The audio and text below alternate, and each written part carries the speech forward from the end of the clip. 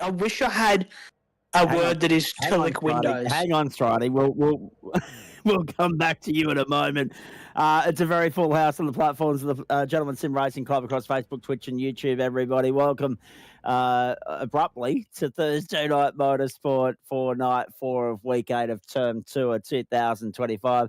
An historic 21st season for the club, and we're at the famed Spa-Francorchamps circuit in Belgium tonight. First up for Spreyton Cider Super Formula Light. Then, of course, the Bowens Porsche Cup is coming to you from the Nürburgring Nordschleife. Stridey, after bombing the start of the broadcast, has sent himself out. We'll get back to him a little bit later on. Hello to you, Josh Zuno. He's slid in because he was on standby to cover for me, ladies and gentlemen. I'll get back to that in just a moment. Matt Schmidtke here as well. Cars lining up on the grid. First heat about to get underway. And we will bring you 2 races tonight. It's the second to last sprint round of the series, the third to last round of the campaign.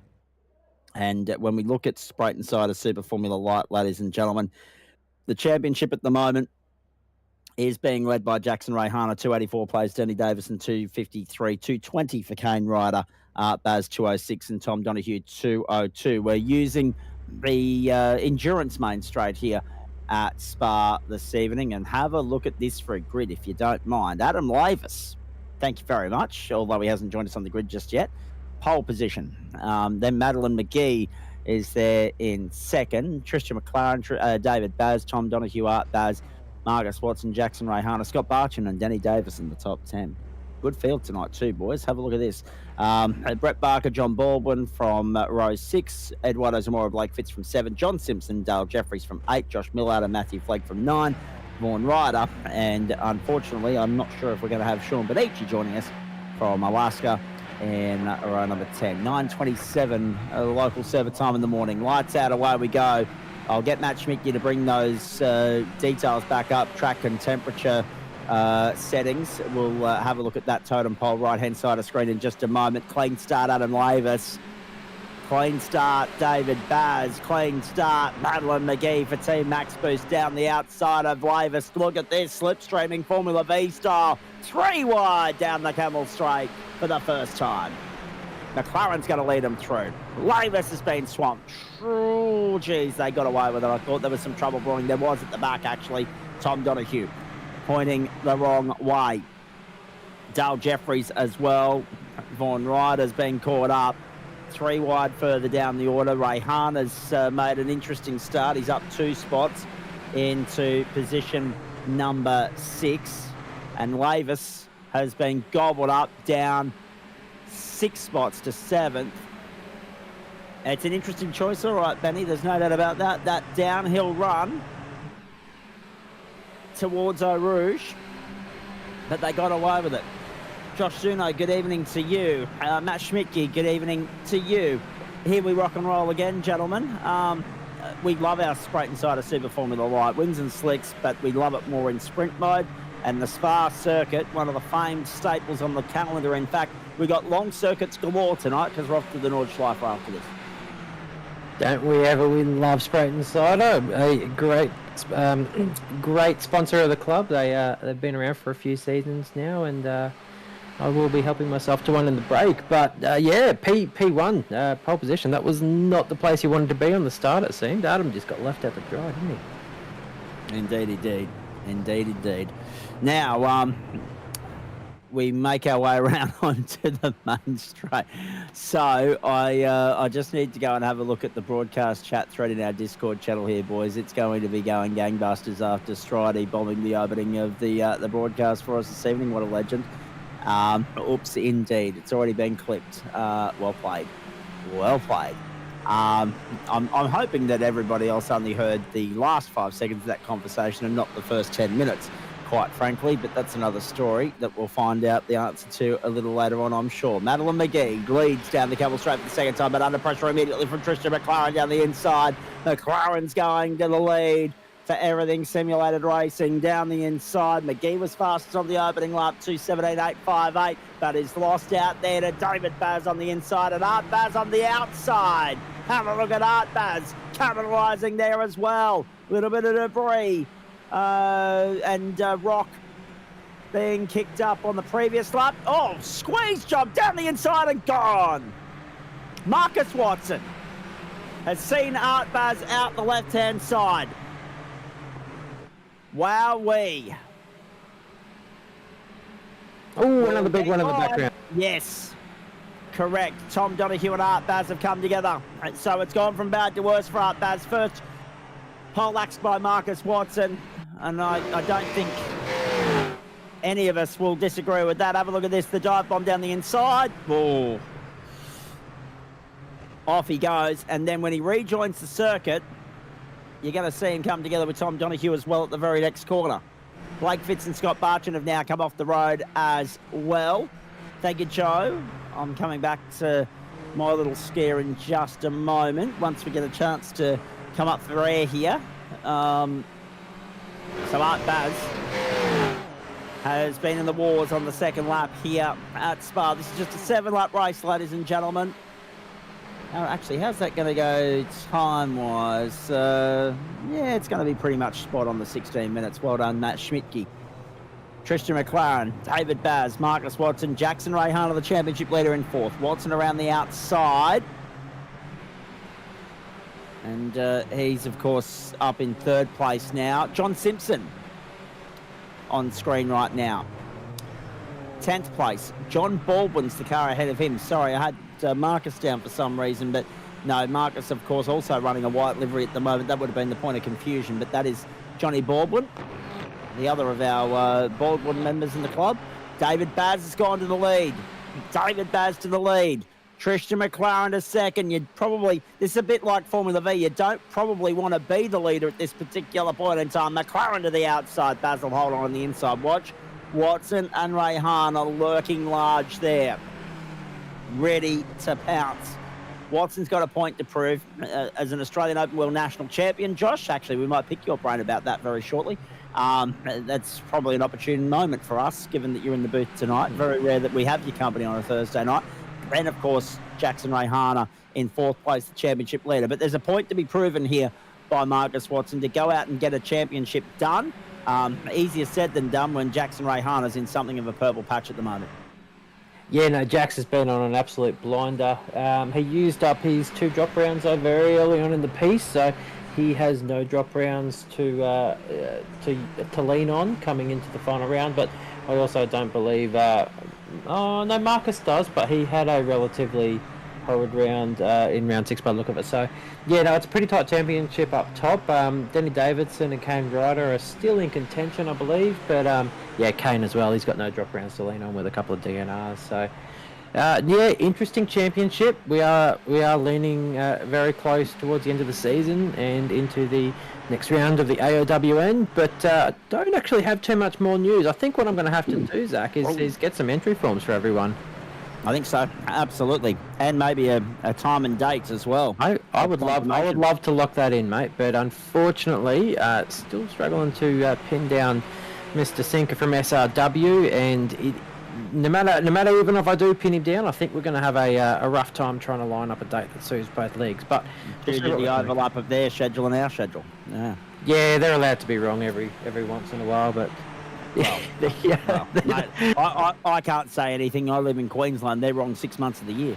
Yeah, we'll work it out. You can tick daylight saving reference off your bingo card tonight, ladies and gentlemen.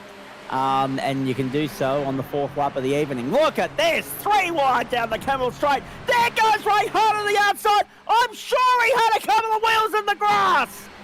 Rayhana to the outside. Blast to the late breakers. Watson to the inside. Goes to second. Rayhana stays 3rd. And getting gobbled up in all of that was Tristan McLaren, slotting back into 4th. How about that? McLaren down the inside of Rayhana now. All of this allowing David Baz to skip clear. Madeline McGee, the early leader, has slipped down to 6th place. Adam Lavis, the pole sitter, to the 7th. But it's only going at Spa, and it's only lap 4. I'm going to go out on a limb and say these are actually smart my games that they're playing. Tristan dropping back there, he's got nothing to win by taking that place at this time. As you mentioned, the main one that they've really got to do, that gap is pushing out. So 1 second is right on that money for where they're going to lose the slipstream. And if they keep battling, Dave's just going to keep pushing away, and all of a sudden it's going to be last lap and there's going to be no slipstream battle. So yeah, they need to get their act together and push up. Indeed they do. 4 of 7, 8 minutes gone. It's listed for 16 minutes this opening heat. 27 for the second. Back-to-back sprint rates in the Spreyton Ciders Super Formula Light Series, ladies and gentlemen. Next week will be tricky too because it's the Hungaroring.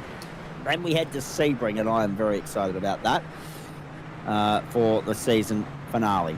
Scott Barchin slipped down to 14th spot, but he's just actually gained a spot on Dale Jeffries there, and he's behind Ard-8 and Tom Donoghue. 3 regular blokes that you'd normally expect to see at the pointy end of the stick, battling down to the minor placings at the moment. So the top 10, Baz, Watson, Rayhana, McLaren, Davison, McGee, Lavis, Barker, Simpson and Baldwin. The top 10. 210.089 for Tom Donoghue was the fastest lap last time round. Now they're into the 9s. 209.709 for Denny Davison. Down the inside of Tristan McLaren. He goes up into 4th place. Watson's out on his own in 2nd. Under assault from Rayhana. David Baz is the leader at the moment. He's got a good little bit of breathing space to play with.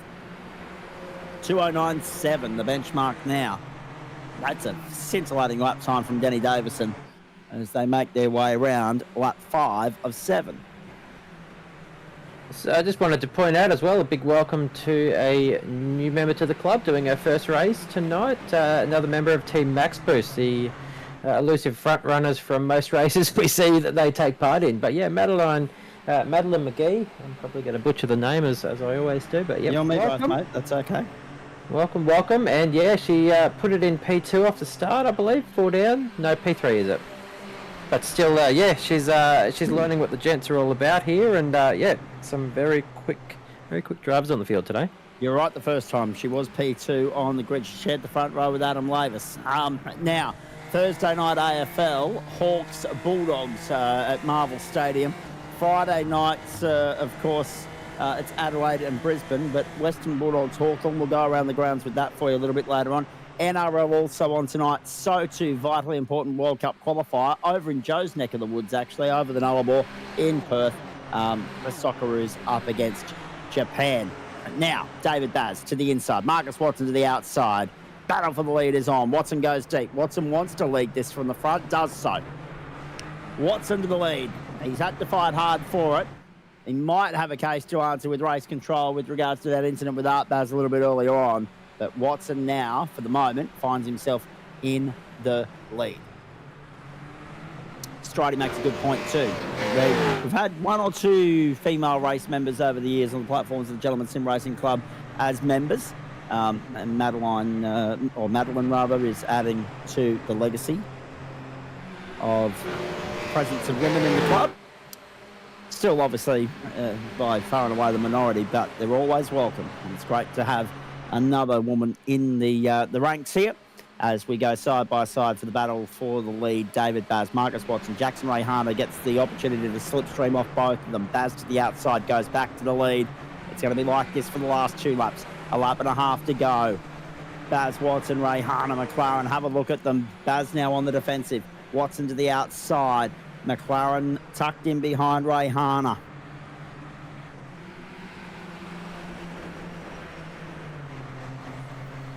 .209.635 for Scott Barchin. Again, further highlighting why he is the defending champion in this series. Again, highlighting why it's not normal to see him down in 14th position at the moment.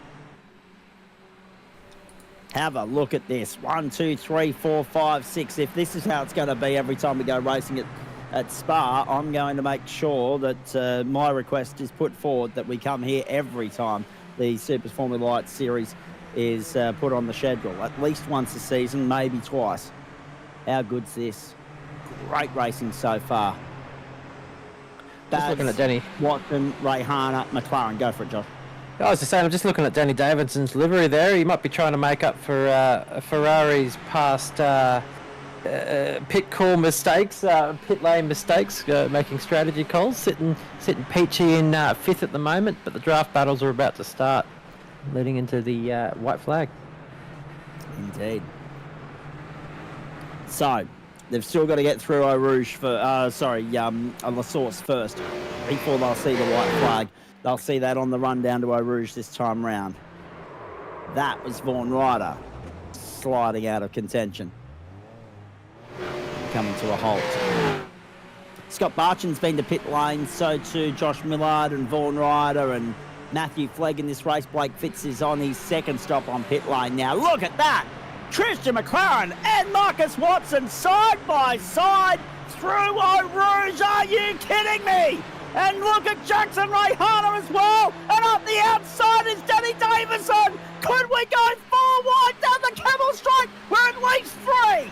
Have a look at that. Davison now firmly in the fight.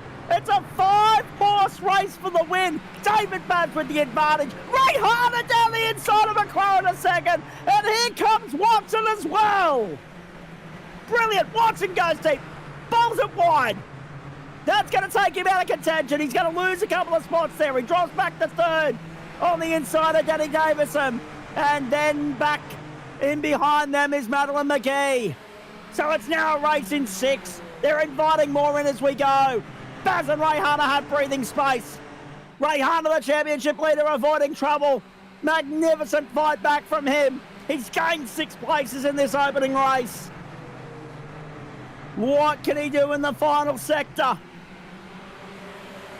This has got Formula V quality written all over it, ladies and gentlemen. 6 of them fighting for the lead. Baz, Rayhana, McLaren, Watson, Davison and McGee. Into the final sector we go. It's looking good for David Baz. In what would be, I think I'm right in saying, his first win of the season in Spreyton Ciders Super Formula Lights. Through the last 3 corners we go. To the bus stop. Big dive down the inside. It works temporarily for Christian McLaren. Will he hold it on the outside? Will he hold it on the outside on the run down the main straight for the Grand Prix configuration? Yes, he will. Rayhana's in the middle and Watson's down his outside. McLaren goes deep down the inside. It's a drag race to the line.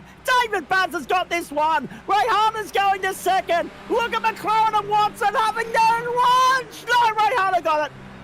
Rayhana gets second. 1.5 the margin. McLaren, Watson, Davison, McGee. Barker Lavis the top 8. Zamora, Baldwin. Baldwin gets the invert pole. Yes, there's a top 10 invert tonight, ladies and gentlemen. We love sprint racing night, but we love it even more when the entree to the main course is as good as that. Holy cow. And there is my early vote, gentlemen. Josh, when you talk to our friends at SRW, if Spa isn't in the... Oh, geez, that was unlucky for Tom Donahue. If Spa isn't in the framework as a potential circuit to go racing on for the Australian Open World Nationals, then I'm not here. To be frank, Zach, I can't remember the ones that we we're about to go have a look. Mate, today's not the day to be touching my memory, as you know. Silverstone, Magello. Yep, and Phillip Island. Bingo. Thank you, Matty Schmidtke. Barely getting a word in tonight, Schmidtke, with Zuno and I here. But coming to the rescue right there. So with all that playing out, I'm just going to say thanks to the club boys that reached out earlier today. I had a little bit of a health scare today, folks. Yeah, just a little bit of a health scare. As we have a look at some replays from incidents that played out earlier in that race. That was John Simpson, unfortunately, coming together with Josh Millard, his teammate from Summit Sim Sport. There's Blake Fitz getting turned around early on. And the car's interlocking there. I'm not sure. That looks like it might have been Scott Barchan. I'm not sure. We've got a 2-minute warm-up here. So, yeah, for those of you that have been following along, that have me on social media, you'll actually be wondering what the hell I'm doing in the booth tonight, because I was at the Ipswich Hospital this morning. There are the results: David Baz, Jackson Rayhana, Tristan McLaren, Marcus Watson, Danny Davison, then Madeline McGee. Talk about holding your own against the boys in that fight. Fantastic. And Brett Barker, Adam Lavis, Eduardo Zamora, and John Baldwin. In the end, we had 16 cars get home on the lead lap. Art Baz, Tom Donoghue a lap down. Blake Fitz won't be classified 3 laps down. And Sean Benici, of course, in the server, but in the comments section on YouTube instead. I had a small medical drama this morning, folks. A little bit of, as far as the doctors are concerned up there, transient amnesia. Go and Google that one and tell me if you can make sense of it, because I certainly couldn't, especially at the time. But thankfully, all has come well, to the point where I was at least fit enough to, after a few hours sleep, have some dinner and jump in the booth here. Josh was on standby to cover in my absence. That's why he's here hanging out with us, and he's welcome anytime to do so. But yes, so from me to everybody, because there's 1,000 messages here to try and reply to. I've had people reach out from far-flung corners today. Thank you for the messages, but thankfully, storm in a teacup sort of situation. Speaking of dinner, right? Speaking of dinner, I'm just going to nip this one in the bud right now, Josh, right?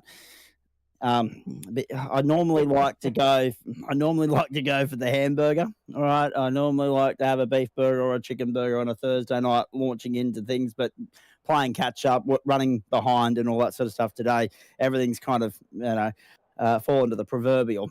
I'm in the shower at bloody 6 o'clock this evening instead of 11 o'clock this morning. That's the sort of day I'm having. And I thought, what can I do that's quick and simple? Right? Pie and sausage roll. Bang. Zap it in the freezer. I'm halfway through eating it, right? But there's going to be a fair bit of, you know what pies are like. They're messy things, right? There's going to be a fair little bit of meat sitting stuck on the plate at the end of me being done with the pie and the sausage roll. I might get the family mutt down to catallate the plate, I should say, for me a little bit later on in the evening. Sam Stride, you're welcome. There we go. Let's get rocking and rolling for the second race of the program this evening. I'm just waiting for Stridey to cotton on that I've already ticked off his challenge of the night.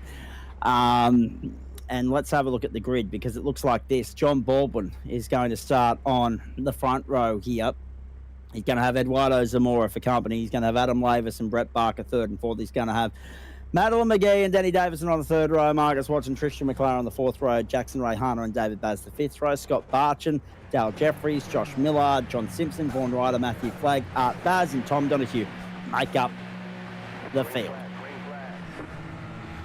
Off we go. Racing now. You are right, Stroddy. It is a hat trick. 3 wide on the run down to Rouge for the first time. John Baldwin's got the jump on Adam Lavis. Adam will be hoping not to get gobbled up and swallowed the way that he did earlier in the piece, where he just went backwards at a rapid rate of knots. Is that Danny Davison taken to the grass? It is. Davison, 2 wheels in the grass, down the Camel Straight. 4 wide we go, 3 wide at the front, last of the late breakers. Davison, big crash at the back, big crash at the back there. Massive carnage and gone. 4, 5, 6, 7 cars I count off the road early on in race 2. 27 minutes, a splash and dash element to it. There's a fair bit going on early on here at Spa. The drivers caught up. Madeline McGee, Brett Barker, Vaughan Ryder, Dale Jeffries, Eduardo Zamora, and Marcus Watson.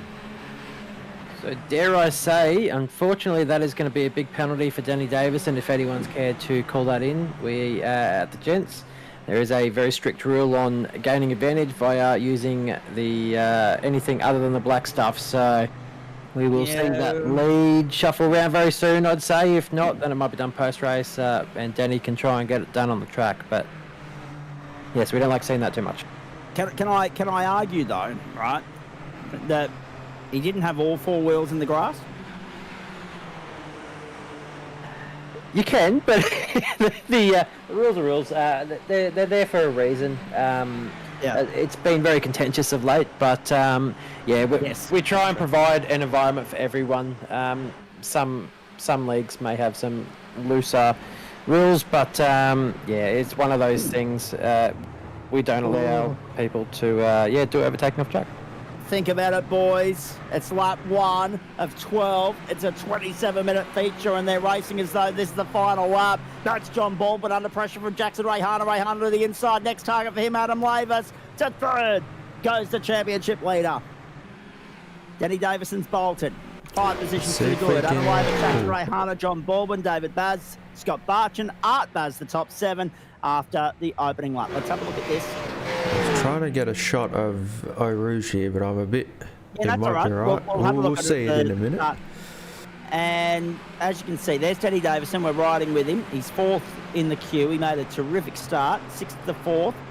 And then Adam Lavis, he's gone straight down on Lavis's inside. Oh, I tell you what. Yeah, there's definitely 2 wheels in the grass there. Definitely 2. It wasn't all 4, but it was cheeky all the same. Even cheekier if he can get away with it, obviously.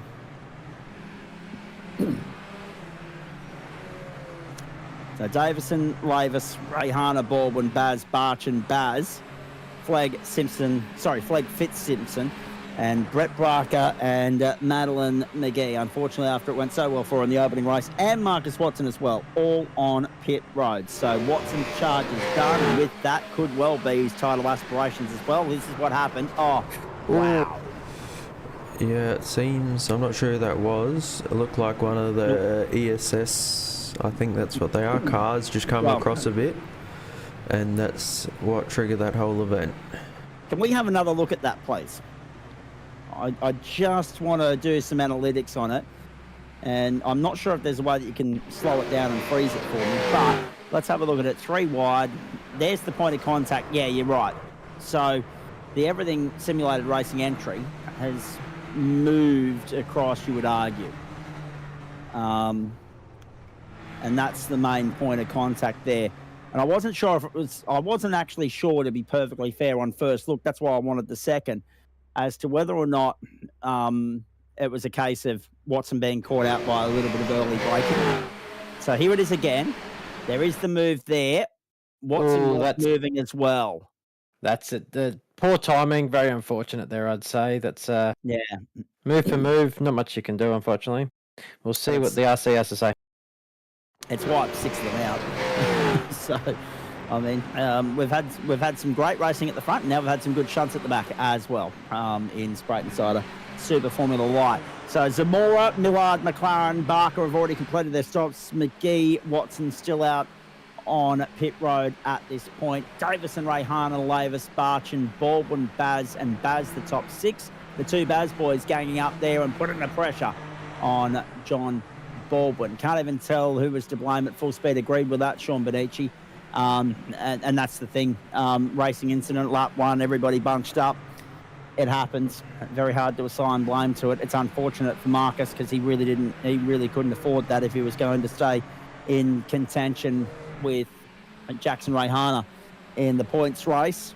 But that sets us up as well, doesn't it, Josh? Because and you're the right person to talk to about this. Schmitty knows as well. We've had 3 Australian Open World Nationals. They've been won by 3 GSRC competitors who haven't won the corresponding term Super Formula Light series on the platforms of the Gentleman Sim Racing Club. Marcus Watson, of course, being the 3rd of those Open World National champions. Jackson Rayhana will now put himself in a position where if he can win this championship, he could create a little bit of history by going and doing the double. But there will be a lot of people lining up knowing that everything rides or hinges on that one night, hoping to dethrone him.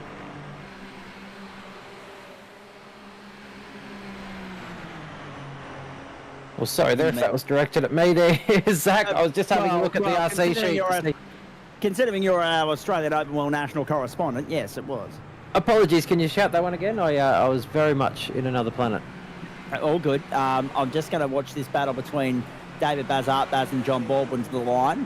David's got it for the moment. Art fending off John Baldwin. Baldwin happy to tuck in and follow through. I was saying Jackson Rayhana's putting himself in a potential position here to have a crack at history, because the Super Formula Light Championship, or championship winner rather, has not then gone on to win the Australian Open World Nationals. If Jackson can do that, he makes a little bit of history by doing the double, but it's so difficult to do because everything hinges on that one night, and every single competitor on that track leaves nothing on the table, and we know just how badly the SRW contingent would love to break the duck. Yeah, exactly. So yeah, given that it is a team event, but at the same time it is a bit of a free for all. You are fighting different drivers on different track, and we only give the guys a week to practice as well. So that may sound like a lot, but you know, the competition is stiff, and every millimetre that anyone can grab, they do. So getting it done in the gents doesn't always mean that you're going to get it done at the AOWN as well, but it would be absolutely fantastic to see the likes of some of the guys that have just been hard done by to get up the front, and Jax definitely has been hard done by. So he's definitely put in a good season so far. We have a lot of people that have actually qualified, so I'm sure as soon as I get that nomination form out, yeah, we're going to have a lot of entries. But yeah, Jax is putting on a show this season. Indeed he is, even though we've managed to add to the winners list tonight as well. Danny Davison looking to get his name on the winners list again in this Super Formula Light category, and what would potentially be his first win of the championship as well, believe it or not. He's in the box seat to do it at the moment. 4.2 seconds to the good. We haven't had any correspondence from Race Control to inform us as to whether or not there's an invoice to pay for that little cheeky move down the Camel Straight, or what the outcome of the other big shunt was, if that was just deemed a racing incident or not. We'll wait and see what Race Control has to say with regards to that one. Porsche Cup coming up tonight, ladies and gentlemen. I forgot about this, the fact that it's the first of our longer races. We've got 60 minutes ahead of us tonight, the Nürburgring Nordschleife. Again, because of the nature of the week and the fact that I've had a brain fade of sorts yesterday, I was kind of looking at an early night, but that definitely won't be the case. We're going 60 minutes around the Nords from 8:45 Eastern Standard Time. Hope you can join us for that. Next week, of course, 40 minutes around Mount Panorama, then the Super Sprint to see out the campaign in the Porsches. And the Super Sprint this year comes to you from Sandown. The Wings and Slicks, the road home for them, Hungaroring next week, Sebring the week after. That is John Baldwin on screen at the moment, showing in 7th position, down 6 on where he started. Danny Davis and Jackson Rayhana, Scott Barchin, 1, 2, 3, +5, +7, +8 respectively. The only downside to this, Josh, is we're not going to get that grandstand finish we had earlier in the evening because of the field being wiped out and spread out very early.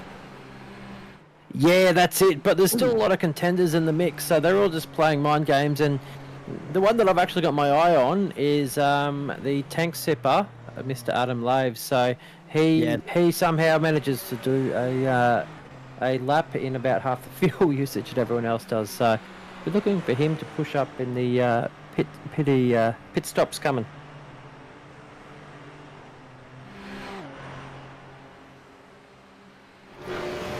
So, Tristan McLaren, Josh Miller, Brett Barker and Marcus Watson all probably done for the night, you would argue. I mean, they've got to be mindful of a couple of things. John Simpson's had a spin there as well on their run down towards pit lane. Came together with, I missed actually who that might have been, Eduardo Zamora or Tom Donoghue is my best guess, because they've come in, Tom Donoghue it would have been, because he came into pit lane at the end of that lap.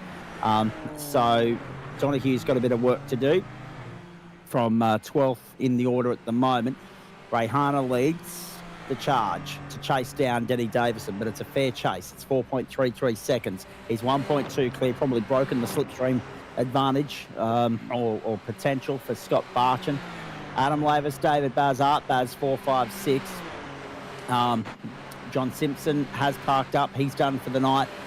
Madeline McGee has got back out there after a stop and hold time of 3 minutes 16 on the tow rope. Tom Donoghue, Eduardo Zamora also have stopped.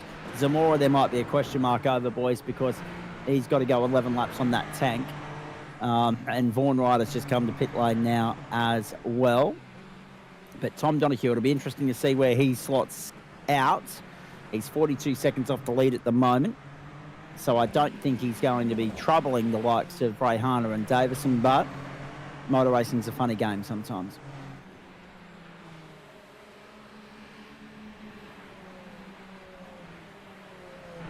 So even though you've not been as hands-on as you have been in recent seasons, Josh, how much of the racing have you been able to absorb and catch along the way here, and what have you made of what you've seen so far this season? Because it's important to note, as we entered June, the club's in as healthier position it's been in 3 or 4 years, membership numbers exceeding 500. Yeah, it's been an interesting season for us from the greasing wheels perspective, but there's been a definite ebb and flow back and forth with members. Unfortunately, the driving standards have caused a little bit of a hurdle that we've had to try and find some ways to work around. But I think we're on a better path. And yeah, we're seeing lots of new folk coming in and trying the race in here. We still are as far as I know, the biggest club in the world, and we're still growing. So yeah, lots of people are still hearing about us, coming and having a look, coming and having a race. And yeah, we're still getting pretty good numbers near the end of the season, where typically it'd be dropping off. I'm expecting a big turnout for Nords, given we're all doing the GT3 race this weekend. So, correct.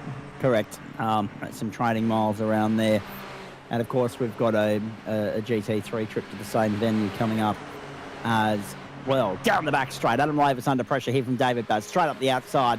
Baz taking full advantage of that slipstream potential. The draft and drag, and he goes up into position number 4. Top 11 yet to stop. Half race distance has come and gone. We're on lap 7 of 12. You're watching the platforms of the Gentleman Sim Racing Club across Facebook, Twitch and YouTube, a Thursday night. I was going to join GSRC, but I'm new to iRacing and don't have a lot of tracks or cars yet. Hey, as you build the portfolio, as you build the catalogue, we're going to be here. So feel free to jump on in and say g'day. It's amazing, isn't it? You know, sim racing, the real beneficiary of the scaredemic that unfolded a couple of seasons ago. Flash graphics, I think giving out serious penalties needs to be looked at. 15 seconds for someone taking out multiple cars, but someone leaving track and gaining advantages. 10 seconds. Race control do a good job, but need to be given more teeth by the committee. Interesting comments from John Simpson. Josh, I want to come back to what I was saying in a moment, but what are your thoughts? Well, personally, and I am one of 13 elected members, elected representatives for the club, I agree. We will always be about causality being the main determining factor for a penalty, as long as the general committee that we have keeps going on. But yes, I definitely agree that the penalties need to come into effect and the probations need to kick in earlier. Without revealing too much, we definitely have a major overhaul that is in the final stages of tweaking and is also being used in parallel. Even tonight, I believe, I did ask for it to be used tonight, and the wording that we have will definitely create a lot more consistency between the RCs. We're also going to be training RCs between seasons and trying to align what they're seeing to what we expect penalties to be handed out. So we have things in the works. Let's put it that way. Put it this way, I'm still piecing the bits and pieces of this week together, but I'm sure you would already given me the heads up on that. So yes, interesting. But again, that highlights a point, doesn't it? And I love that we've got a somewhat tamer race on our hands here on your screens, folks. Stay with us. Updates from the AFL, the NRL, and the soccer throughout the course of the night. But I love that we've got a little bit of downtime here in which we can pick this apart, Josh, because, the club has to move, change, evolve and adapt, doesn't it? In a time where it's very clear that some big heavyweight pro competitors are joining the fold and going racing. Sure, we don't want to lose that gentleman mantra that we've built on. That's the foundation of the club, obviously. But the only way that you improve is by trialling things, tweaking, tuning, testing, and obviously a new adjudication system is a big part of that. Yeah, 100%. So, in terms of the pro leagues, I would definitely say we're never looking to be a Scops. You know, we'll let Mr. Yeaman and Wilkinson take that mantle, and you know, your Logitech Pro Series and whatnot, as you're well acquainted with, Zach. But yes, yeah, we do provide a home for everyone here, and as we've seen with the P Cup, the V8, and the GT3, there's definitely been a uptick in the we'll call it the strength of field as a general term. Definitely a lot more quick drivers coming in. Having said that, we aren't looking to change any of our rules to address any of these pro drivers. You know, if people want to come into our halls, they have to learn our rules and race to the gentlemanly standards. You know, we have an ethos to uphold, and it's great. I love our ethos. But yeah, I feel like the more pro drivers we get, the trickier it's going to be. Oh yeah.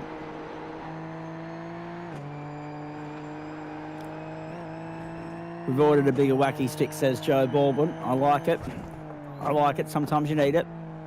Dale Jeffries to pit lane. Blake Fitz as well. They've all stopped on lap 8. Vaughan Ryder stopped on lap 5. McGee still going around, 1 lap down. McLaren 3 laps down. John Simpson parked up and done. Problem with being 3 laps down is it's a 12-lap race, isn't it? So you cannot afford to lose any more time than that. So Tristan McLaren cannot afford to drop a 4th lap here, or otherwise he won't be classified on 75%. Disappointing for a guy that was fairly prominent in the opening race, finishing 3rd, of course. Davison, Rayhana, Barch and Baz the top 5. And I know Sam Stride will have interesting comments on that as well, because he got a baptism by fire the other night, didn't he? Being thrown in the deep end to adjudicate on GT3 Pro. So that was good to see for him. And it'll be interesting. Josh Millard actually #murdered the summation of the night from Lid. Bad luck, mate. Good to see you back out on the track, though, I must say. But yeah, I know that was a particular talking point we said on Monday night as we were wrapping up, that race control was still. Oh, here we go. Some late moves from the top 6 to weave right out of out of La Source and go straight down the pit road. Remember, they are using the endurance layout here at Spa tonight, ladies and gentlemen. 20 minutes gone, 3 laps to go. Danny Davison leaves. He's still 4 seconds to the good. Rayhana, Barch, and the 2 Baz boys, they've skipped Adam Lavis. Lavis will come out most likely in 6th spot with John Baldwin and Matty Flagg. No unsafe entries applied there. So, I mean, I was a little bit perplexed when we saw them just go through the hairpin and then go hard right. You know, it was a strange sort of, if it was the Hockenheimring, you certainly wouldn't get away with it.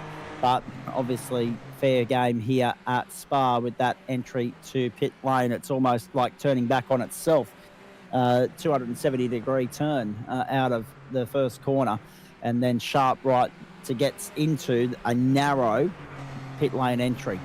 But they've all done it safely, cleanly, and we're pressing on to the checkered flag. Interesting. Davison, 4 seconds to the good, maintaining that advantage. Rayhana under a little bit of pressure from Scott Barchin, but a double second's good for his championship aspirations. Double second is very good for his championship aspirations, but you look ahead of who he is. That is P2 in the current standings. So it'll be interesting to see how this one fares out. Obviously, we can't see any of the off-track bonuses. I should say lack of off-track bonuses. And But yeah, what is Denny? He's sitting 31 points behind Jax at the moment. So yeah, very interesting. And only 2 weeks to go once we're done here. There's Tom Donoghue. The lap 1 pass second race or yeah, 10 second penalty there, Joe. So yeah, so that will put Jax. That will definitely swap the positions around at the moment, actually, and it will shuffle Danny into P3. Okay. You might have to keep me across those updates, Josh, because obviously they're not appearing on our screen at the moment. So good intel from Joe there to ask the question, because with you in the booth, we're able to chase that information up, even if it's not being relayed out on screen for all and sundry. I don't have a direct line of communication with race control either, folks. So that's as best I can do, is when the info gets passed on that way by people like Josh, who have access to that information at this point in time. So Yeah, 10 I mean, seconds. that was this race, yes. It's a big penalty. It's a huge invoice to pay. It's going to put him down to third at this stage. David Baz, 11 seconds in arrears at this point. So it'll put him out of the top 2. And what's he, +5? So that meant he started 6th, which meant he finished 5th. So it'll be an improvement on race 1, but not the way he would have been hoping for it to play out. So Jackson Rayhana, as that now means, is in the box seat to chalk up the W here. And probably round honours to go with it as well. Disappointment for Brett Barker, Josh Millard, Marcus Watson, all those guys out of contention early. Johnny Simpson as well, the latest retirement. As I said, Tristan McLaren can't afford to drop another lap. Needs to come home 3 laps down to be classified and score the points for 15th position, but disappointment for him after being 3rd in race 1. Davison, Rayhana, Barchin, Baz, Maverick, Adam Lavis in position number 6 at the moment. Donoghue, Baldwin, Fitz, and Vaughan Ryder, a good recovery. Up 5 spots in the second race already as well. Second quarter underway. Western Bulldogs, Hawthorn 5-2-32 leads the Western Bulldogs 2-14 at this point, but there's going to be a score review here as well. So there will be an update to that in a moment for the Western Bulldogs. NRL about to get underway shortly too. Socceroos World Cup qualifier at 9:10 p.m. Eastern Standard Time, 7:10 p.m. over there in the West. The Socceroos up against Japan. Manly leading Newcastle 6-0 in the NRL as well. Fastest lap of the race, Joe, is Danny Davison, 209.546. He's just set that, and we are on the final lap of the race. Wow, that came around very, very quickly. Doesn't feel like we've been racing for 12 laps. Oh, the Baz Boys have crashed into each other. Wow. Oh, no. That's Wowee. Wowee. We'll have another look at that. Art Baz done. Can you believe it? Awkward because it's the 2 siblings. Bang. Oh. And they're both gone. David's disappeared off the face of the planet. Art's... Yeah, that's Sorry, Art's disappeared off the face of the planet. David's crunched up. He's missing all his They're on the wheels. exit of Eau Rouge. And instantly appeared in the pits. So yeah, he got teleported to another dimension there. Unfortunate for the Baz boys, they were putting on a decent show and making some headroom. They can stay on pit road and still be classified, as they're only going to be 1 lap down. And that is to the benefit of Scott Barchin, to Adam Lavis, and to Tom Donoghue. It's also to the advantage of Danny Davison, because it's guaranteed that he won't drop any lower than 3rd. Correct, Joe. Brotherly love of a whole different variety. Wow-wee. I would hate to, but at the same time would love to be fly on the wall in that team debrief in a few moments' time. Jackson Rayhana looking the goods here under pressure from Scott Barchin to the second to last corner. Danny Davison will cross the line first. We know he's got a 10-second invoice, which means this is the fight for the victory. Can Barchin throw one down the inside of Rayhana in the run to the checkered flag, or will he be content with second, the defending champion? last turn, checkered flag. Davison will greet the start-finish line first and the judges first, but he will be relegated. Jackson Rayhana, therefore, wins race 2 of round 8. Spreyton Ciders Super Formula Light at the Spa-Francorchamps circuit in Belgium. Barchin in for second. Lavis will be fourth. Donahue, Baldwin, Fitzrider, Flaggan, Jeffries the top 10. And Eduardo Zamora will come home in 11th. Madeline McGee will be 12th. Then David Baz and Art Baz 13th and 14th on the tow rope on pit road. An interesting Christian McLaren incident. also going to finish 3 laps down. There he is there to be classified 15th. So even though, Josh, we're only going to have 11 cars on the lead lap, mate, we're going to have 15 classified. Yeah, very good. Just commenting on what Joe said there, to me, it kind of looks like one of those situations where, you have grip until you don't at the top of Eau Rouge there, and potentially David might have just got a little bit out of shape, and Art didn't have time to react. That's what I put my money on. The great man, Scotty Barchins, slid straight from the cockpit into the booth to have a chat to us as well, boys. So we look forward to hearing from him in just a moment. Porsche Cup from the Nordschleife coming up, 60 minutes around there. I'm hoping the voice box will hold up for that. It should do. I've got XL Racing to commentate at Morgan Park this weekend and Prod Sports as well. Oh, it's one of those weeks, isn't it? When it rains, it pours. Davison did cross the line first, but as we know, he's got a 10-second invoice coming his way. Were there any other penalties coming out of that, Josh? Yeah. So we had Marcus Watson with a 10-second and Davison with a 10. Simo copped a 10-point for leaving. Marcus Watson copped a second one, 10-second. And there looks to be one more 15-second coming in that I cannot see who it is. 347. Who's that? That's Art That would Baz. be Art Baz, yes. That is going to be an awkward dinner if they've called that one in. Isn't it? Isn't it? Oh, boy. What about the charge from this bloke, though? Needed a good run after a disappointing race 1. 11th to 3rd. It becomes 2nd with Davison's 10-second invoice. Not bad, Scotty Barchin, especially when you had to avoid that train wreck on the opening lap. Oh, yeah. It was scary. Yeah. Also not without incident in race 1, mate. Talk us through the frustrations of that, please. Oh, it was just a little mistake. There's not much we can really go on about it. I went a little bit wide on exit and made contact, but, it is what it is. In the car, it's a little bit different, but I do apologise for the contact. Nice salvage job, though, in the second race, mate, and most of the hard work done very early in the piece.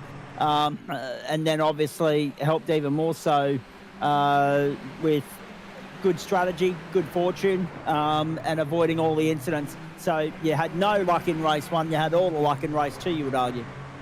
Oh, not all the luck. I had a little bit. If I had all the luck, I could have won it, but no. Jackson's too quick, so's Danny, so we just got to do what we do. Indeed. The Spa circuit, it stitched up some cracking racing tonight. Great circuit for sprint racing, even though it's probably more synonymous with the endurance form of the sport, mate. Your thoughts on how things stack up for you now with a couple of weeks to go? What's the highest you can crawl up on the totem pole here, noting that you were 7th coming into the round? Tommy's not had a great run. I mean, he was 18th in race 1, 5th in race 2.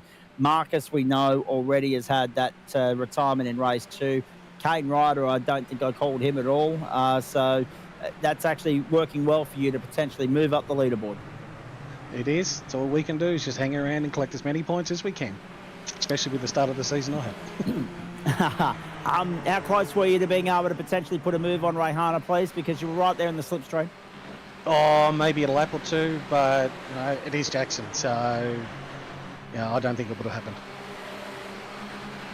Fair enough. And obviously a little bit disappointing for Danny Davison to cop the 10-second invoice, but you guys will take that any day of the week, won't you? Yeah, sure will. Can't complain. Talk us through the strategy, mate. Was it a case of I'll go when they go? There was no point in trying to vary it up. No, once the fuel gets low on these things, they get pretty quick. So you got to get them out and then run them and then fill them up. I've done many a times in FDL doing an early pit stop, and just the pace that the front guys have when the car's low, you just can't undercut really well. Thoughts on the Hungaroring, mate? That's our next stop. It should be a beauty. Vitally important round of the series. Neither am I, to be fair. But sprint racing again will no doubt spice things up. Oh yeah, just got to keep out of the carnage. But yes, Sebring I'm looking forward to. That track I do like, but yeah, I've never been good at Hungaroring. We were talking earlier with earlier with Josh and Matt, my colleagues here in the broadcast position, about the Australian Open World Nationals. That'll be coming up again shortly. As a defending champion of Super Formula Wide here, you know how difficult it is to then go on and convert. No one's been able to do the double yet. Are you, on this occasion, in a position to potentially rein on Mr. Ray Harner's attempt to do the double? I'm going to give it a shot, but I can't promise anything. As I said, Jackson's quick, so all we can do is hope he's not on his game that night and we can capitalise. Indeed. Well, 11th in race 1, 3rd in race 2, mate. Nice to see you back on the podium. Well done. What's next for you, please? Just getting ready for the next round. I've got some time off FDL. I won that championship by 1 point, so... Good boy. Oh, jeez.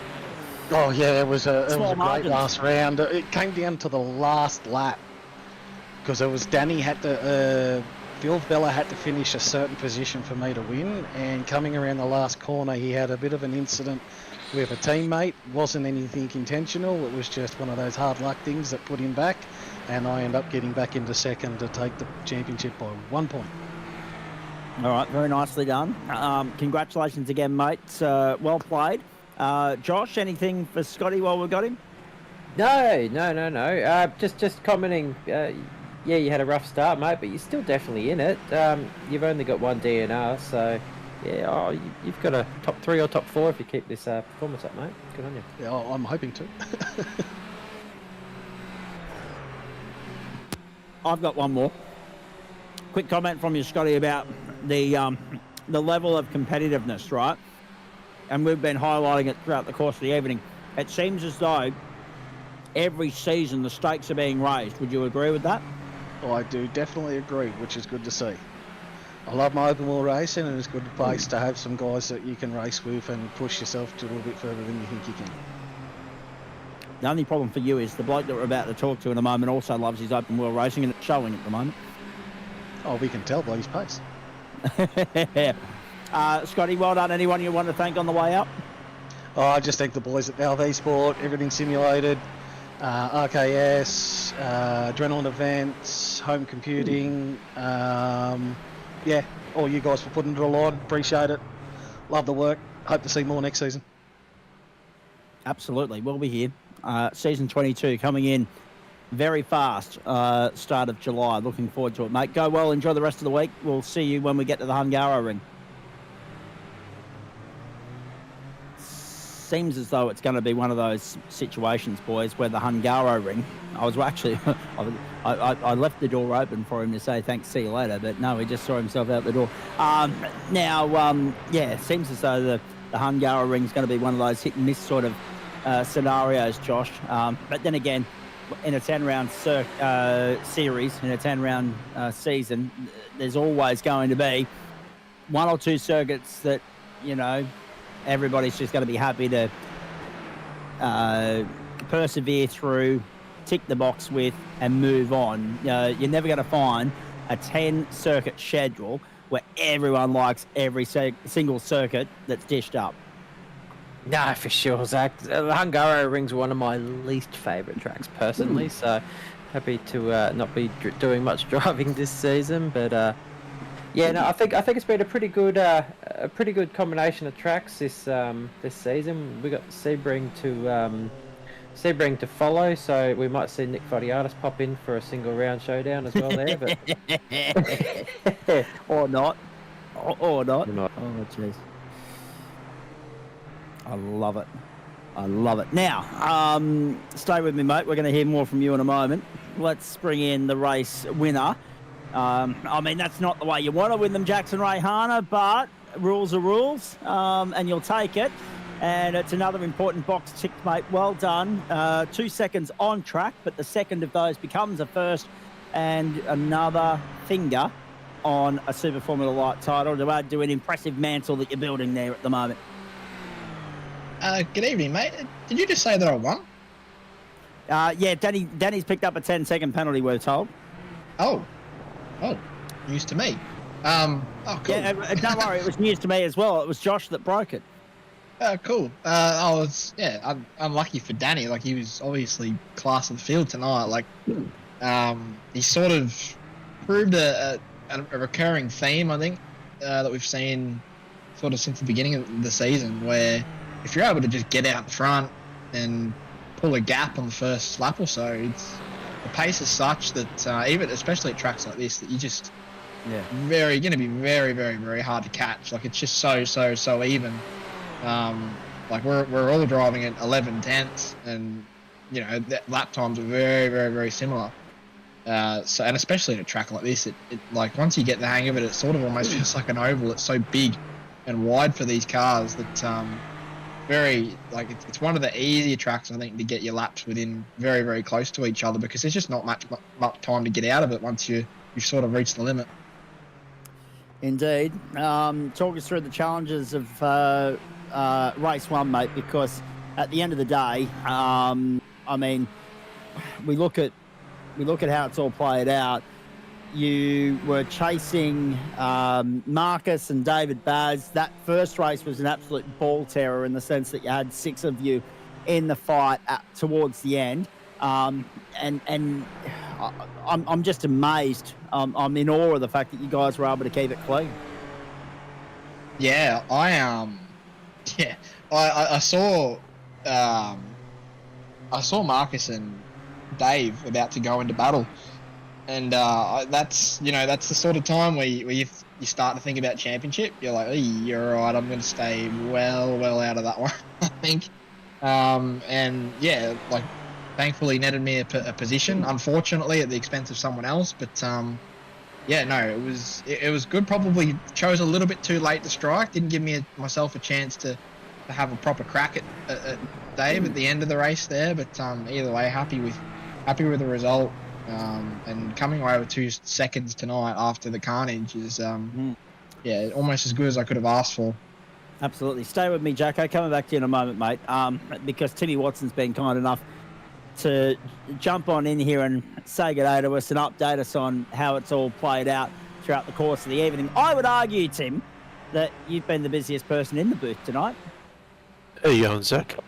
Well. Yeah, I was pretty busy. I did let them know that the driving standards was pretty average after the second race tonight, and hopefully they can improve themselves for next week. But yeah, a lot of unnecessary incidences in both races there, but they've all been given penalties where I've seen fit, so it's up to them if they accept it or not. But they can send it to the stewards if they're not happy with it and go from there. Yeah.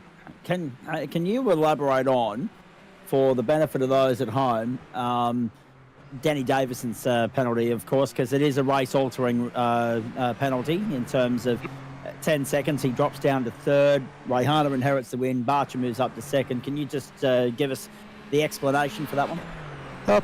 Pretty much, he has more than half his car on the grass at certain stages, and he passes 2 cars while he's on the grass, not on the racetrack, by club rules, white line his track limits. He has his half a car or thereabouts off the track at some points, so to me that's, you shouldn't be doing that. You're on the grass gaining an advantage, so that's where the 10 seconds came from. Yeah, and the reason I wanted you to clarify that is because, yes, track limits is one thing, but I mean, people would still be wondering, well, hang on, they're all going in a straight line. There's still, there's no clear corner cutting or anything like that. But you have gone beyond the track limits to gain an advantage. It's a very similar rule to what we see with NASCAR, with the white line at Daytona being no man's land. So That's very fair, mate. Thank you for that. Are you going to sign up for the Hungaroring in the hope that it's a little bit cleaner there? Is that? I'll be there. Not give out whatever penalties, whatever gets called in, I'll have a look. And if a penalty needs to be given out, then more than happy to give one to him. All right, mate. Very nicely done. Go and throw the book at him.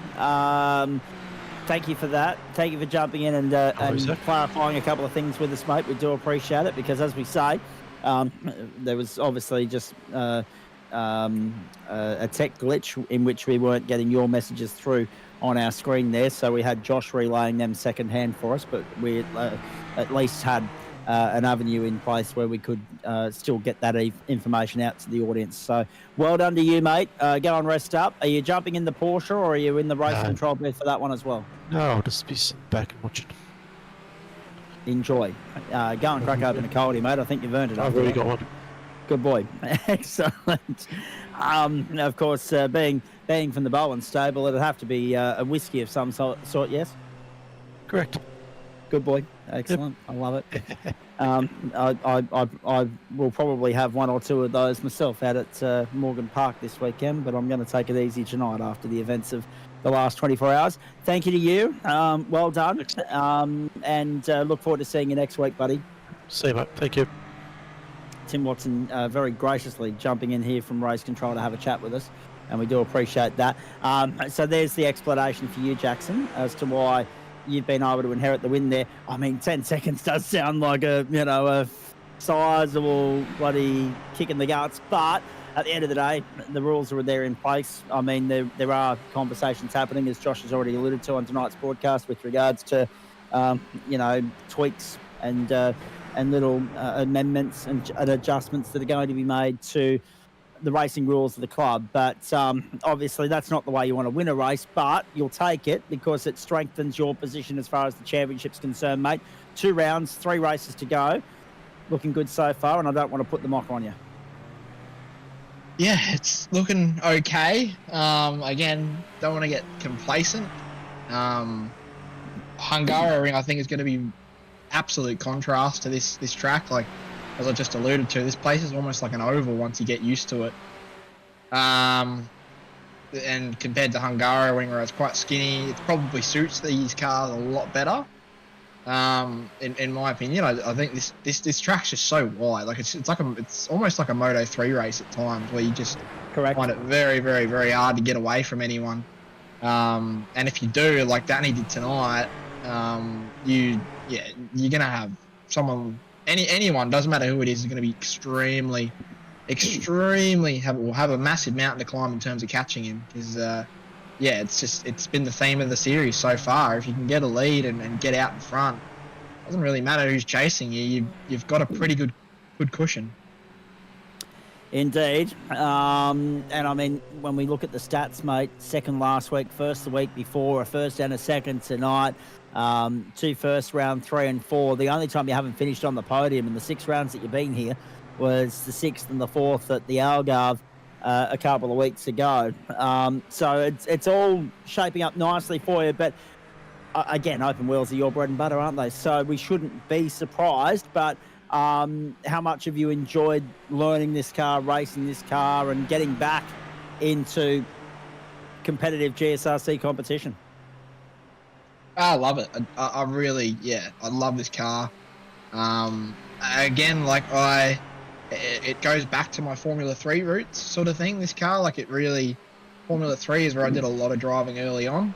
And this is sort of the newest iteration. As we alluded to a few weeks ago, I think iRacing's new update, they're teasing a new car, junior Formula car, I guess. So I'm hoping it's a Formula 3, a modern one. So we'll have stuff like DRS and that. I reckon something like that will throw in another, I guess, variable to these cars, and whether we use that or not next season, that'd be cool. But I'm just, as you say, I love being back in these cars, and for me, they suit me. It's probably why I'm not very good in something like a V8 or a GT3. It's just they just drive very differently. They race very differently. But yeah, this sort of, for me, it's like being back in a go-kart. Actually, jogged my memory. You prompted me to think of something to ask you with regards to GT3, mate. Again, for those of you that are unaware, the last, parts of last night are a bit very murky and cloudy for me, and I don't really know what unfolded. But events earlier in the week, did I see correctly on iRacing that they're doing a complete overhaul of their GT3 system? What a game changer that's going to be with the different cars there. And no doubt that'll be a discussion for you and the teammates to have with regards to the remaining rounds of the GT Pro Invitational Series that you're part of. Yeah, like that's, I guess once this series is over, that'll sort of become the forefront of focus.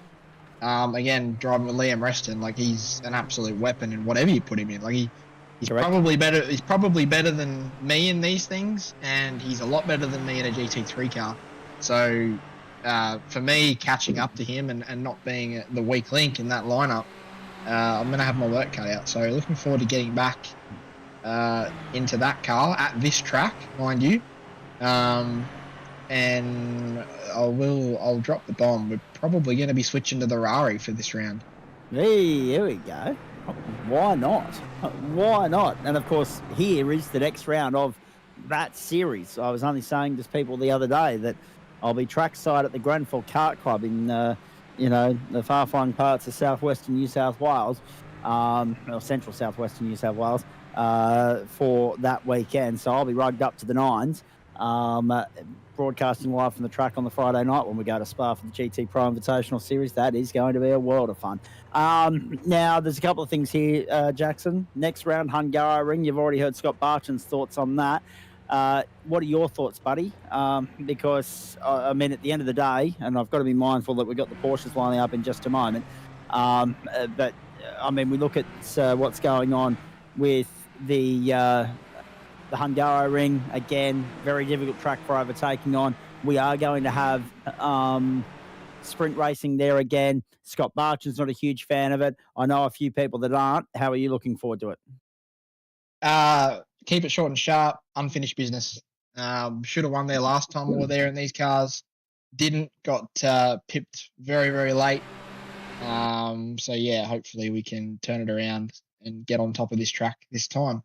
Look forward to love this format, and if we can carry it on to the rest of the season, it'll be great. Speaking of turning things around, mate, we've got the Australian Open World Nationals coming up as well. Can you break the trend? Can you be the first GSRC Super Formula Light champion to then go on and win the Australian Open World Nationals as well? We haven't seen it yet. The club's won all three of them, but it's been by different drivers that hadn't won that season's championship. Lots of very, very strong drivers to beat, but I bloody hope so. If the form for this season stacks up, I think we should be in for a very, very good chance. All right, mate. Very nicely done. Great to catch up with you as per usual. Well done again. Another hand, or another finger at least, on the championship title, mate. Look forward to seeing you go out there and tick the box at Hungary next week and maybe wrap it up at Sebring in a fortnight's time. Thanks for that. Thanks, mate. I'm glad you're well. I've read about your scare last night. Hopefully you're all good and on the mend. And thank you, everyone, for everyone involved in the broadcast, as per usual. Yeah. No, I appreciate it, mate. It's actually it's a relief to be out of the hospital, I must say. So much so that I could be in the booth tonight. I wasn't missing this. Super Formula Light at Spa into Porsches at Nordschleifer. Jeez, we love that circuit too. Go well. We'll catch up next week. Cheers, Zach. Glad you're okay, mate. There he is, Jackson Rayhana.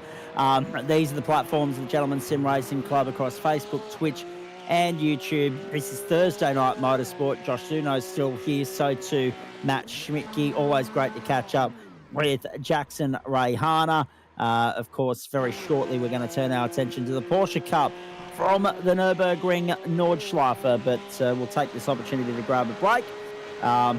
Corey Lazarus, Hayden Smith, there's a huge cavalcade of stars lining up here tonight, all getting a run in ahead of a big weekend of sports car racing on the iRacing platform around that venue.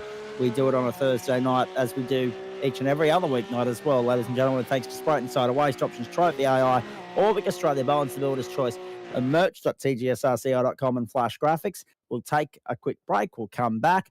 Qualifying not yet wrapped up at the Nordschleife. It's an 8-minute 20 lap, and it's a 60-minute race. You do the maths. We've got 8 laps ahead of us tonight.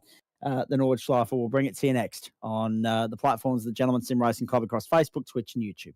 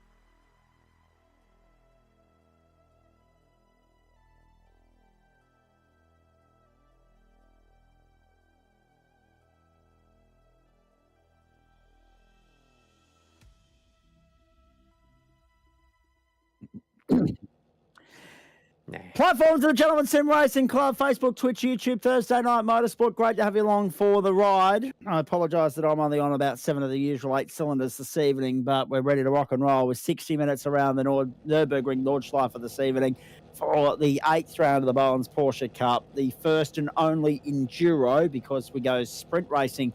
We go normal sprint racing next week over 40 minutes, and then we go into a super sprint the week after. So 3 different formats, 3 different weeks to round out the campaign. Going to have to get back to championship points in just a moment, because as you can see, cars are already lining up on the grid over there at the Nordschleife. This is the full 25-kilometre mecca that is the Green Hell. Corey Lazarus, Sam Chapman, front row. Hayden Smith, Oscar Haynes, second row. Connor Nixon, Reg Burke, third row. Dylan Shepard, Jared Knight, fourth row. First to the open split, John Akers, Bobby Camo, Eduardo Zamora, Dale Atkins, Andrew Neal. That takes us back to 13th. Outside of that 7th row is Chook Fung Wong. Then Nathan Michael, Dane Snadden, Dave Oliver, who's actually going over to Europe in the next short while. Luke King, Brett Bradbury, Marcus Cook, Eddie Toff, Adam Lavis, Barry Punter, Guackle Eastwood, Greg Heaney, Blake Fitz, Eric Fenson, Paul Wilson, Rodney Golan, Tristan Kosh, and Richard King. And I did not mention C. Bond in any of that. Interesting. Set for start. The Nürburgring Nordschleife awaits. 5th last race. Bowens Porsche Cup. 8 laps ahead of us here. The first and only 1 hour race of the term is underway. Nixon's bogged it down, got gobbled up by Burke and Shepherd. The run down towards turn 1. Beautiful conversion off the line from Corey Lazarus. Leads Chapman to turn 1. Rides the Ribble Strip at 2. And now they set off on a 25-kilometre lap.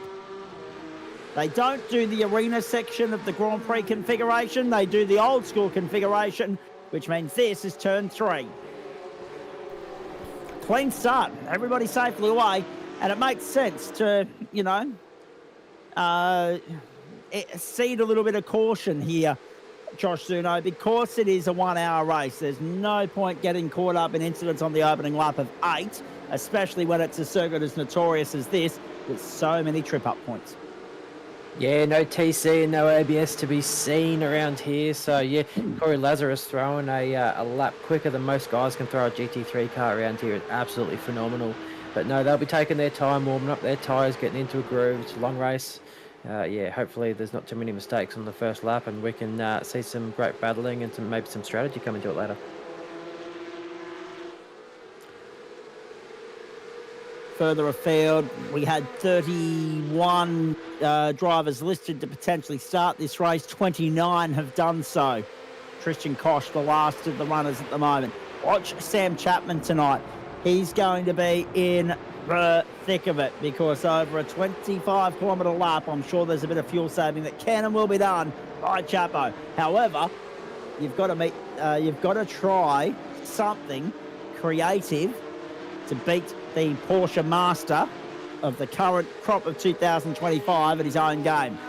Corey Lazarus, of course, he's got the number 1 on the car for a reason as they set off on the opening lap of the Green Hell. What a magnificent bit of public road and real estate this is.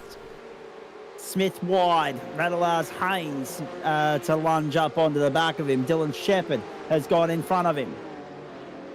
Chapman skipping clear in second. I think this is going to be one of those sorts of nights, gentlemen, that it won't take too long for these guys to spread out, and then it's a survival of the fittest and best of luck to you. And there's 2 different ways to go about it, right? If you get caught up in battle packs, that's an extra couple of things that you have to think about, because this is a hard enough bit of real estate to remember your way around without having to worry about where your nearest opponents are placed, whether they're to your left, to your right, to the back, to the inside, to the outside, whatever the case may be. But in saying that, there will be people that trip up tonight. There will be mistakes. There will be people that benefit as a result of that. So there's something to be said about, maybe not going 100%, maybe going 95%, keeping it clean and yielding the result and reaping the reward as a result of that. Yeah, no, definitely. I'm sure we'll see some little friendly packs forming and, a big factor around here is not losing that toe. So, some early off-track action. Trouble already.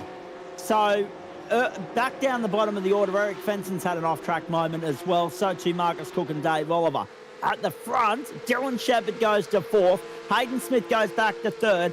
Haynes, Nixon and Knight, the next 3 through. Shepherd's got his hands full with Oscar Haynes at the moment. So Smith was 4th, goes back to 3rd. Not bad. 8:52 p.m. Australian Eastern Standard Time. Standing by for kickoff in the west, of course. The Socceroos on field tonight. Reaping is some kind. Hello, David Johnson. Well done. Good evening to you. We love a bit of wordplay here on the platforms of the GSRC. 4 minutes gone already. That's 1/15th race distance. And trouble in the wall. Oscar Haynes, the first wall cloud of the night. It's going to be tough, isn't it? Going to be really tough. Always is getting the aero damage. These guys are only about a quarter of the way through the lap. Lots of straights. Any kind of aero damage, especially on these early laps where you're not looking to come in and your fuel strategy, you can't make it work, and all of a sudden you're 10Ks down on straights and absolutely bleeding time. Manly leading Newcastle at halftime in the NRL as well, boys. Hayden Smith under pressure here from Dylan Shepherd. Side by side we go. 10-second penalty for Connor Nixon for racing room on Reg Burke on the opening lap. So already the That's Blake Fitz in race control for us this evening. Already the knuckles are being whacked. And that's the point. There's a very fair chance that all penalties that are applied tonight are going to be handed out on the lap that they occur, because it's an 8-minute lap. 8:20 was the pole time. So 8:20 times 3 gets you 25 minutes and then gets you up to 50 for 6 laps, right? Throw in a pit stop or 2. I think there's 2 compulsory pit stops in this race tonight. Then you throw in another 8-minute lap. So that's going to get you somewhere in the realms of 59 and a half minutes before you start the final lap. So there's even a chance, with 8:20 being the bingo number, 8:20, 16, 40, 25. 25 and 2 is 50, 58, but we don't know how long the pit lane transit and stops are going to be. But there's every chance that 8th lap isn't going to start until the 60th and final minute, which means a fair chunk of overtime tonight. So they're going to have to factor that into the equation as far as fuel strategy is concerned. Yeah, I hope some drivers have the stream going in their left ear so they can hear the Zaculator giving them some pit strategy advice. Because you start mentioning all those numbers, Zach, and I just get Zach Galifianakis pictures in my head. It's over my head, mate. Well over my head. Yeah, that's fair. As I said, I wouldn't have been able to do that for you last night, so I'm somewhat glad that I've come to my senses. Eric Fenton cops a 5-second penalty for moving under brakes on Marcus Cook on the opening lap as well. So there's already penalties to take into consideration here. I probably should be writing these down as we go so that we can apply it to the race finishing order when needs be, but we'll worry about that when we get to the end of the night. Lazarus is already leading by nearly 3 seconds. Barry Punter off the road, and it's such a notorious racetrack. It's sacred, it's special, it's steeped in history, synonymous with some of the biggest, most defining moments in world motorsport. Niki Lauda, of course, he's Inferno all those years ago, and not used all the time these days, but like Mount Panorama, you know, the rare treat that we get to go racing around there is well and truly embraced and appreciated by all and sundry, and celebrated as well. Not a huge field on the grid tonight. One of the smaller fields, in fact, that we've had for the Porsches. Guacal Eastwood already on the tow rope too, guys. So we'll find out what that's all about. So we could be down to 28 already. So take that into consideration as well, right? I've lost the train of thought with the last point that I was making just by having a look at Guacal Eastwood being on the tow rope. I need to come back to that. As a driver, it makes you never want to race. Yes. And also come back and try again tomorrow all at the same time. And that's it, you know. You've got to break it up into installments, don't you? You need to try and master it one piece of real estate at a time. This is what happened to Guacal Eastwood. Guacal's on the tow rope. Now, we'll be eligible for fast repair. That's fine. But it's not all lost. Bowens car in the wall in the there early as well, stages. unfortunate. Correct. Oscar Haynes straight now to pit lane as well, boys. So I'm not sure Oscar's on pit lane. That's probably early for mine, depending upon the fuel range of the second stint. Knowing that it is 2 compulsory pit stops, it might be a sensible decision to get it over and done with early in the piece. Look at this. Adam Lavis in the thick of it down the main straight now as well. Down the outside to turn 1. Brett Bradbury. Oh... There's a fair bit of gamesmanship going on there at the moment. 5 or 6 of them arguing over the same piece of real estate. Greg Heaney in the thick of it. 65 total into the point so far on lap 1 through the field. 90% being 2 times wall touches. Thanks to Fitzy for the intel on that. He's in race control tonight. He's got Ben Woods for company as well. Guacal Eastwood on the tow rope. I'm coming back to finish that point. So just ahead of Adam Lavish, you've got Brett Bradbury. That's who you can see on screen at the moment. He's chasing Eric Fenton. Oh, Bradbury's gone. Bradbury's gone in the gravel. Down at the hairpin at the bottom of the Grand Prix circuit. He's in the wars already in the sand and gravel and has lost contact with this battle pack, which now means that Adam Lavis gets a crack at Eric Fenton. Eric, of course, in the pro split. Adam also in the pro split of the Porsches, the elite split, I should say. The open split is being led further afield by John Akers in 8th. But that gaggle of 5 or 6 cars that includes Adam Lavis includes the next 5 cars in the open split. Toff, Heaney, Punter, Golan, Oliver.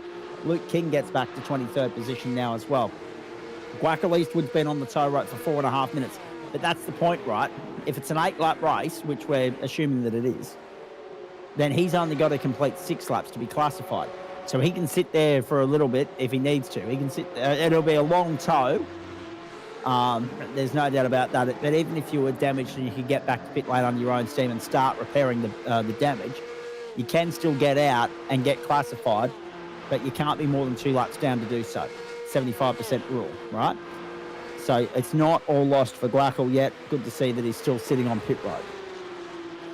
I'm surprised to see these little packs of elite and the dev drivers here. This track, the Green Hell, it's synonymous with some drivers and hated by others. Everyone's obviously fighting for a championship, but the likes of what we're seeing with John O'Akers, Bobby Camo and whatnot, some guys just love the Nordschleife, and props to them, putting it in front of the elites.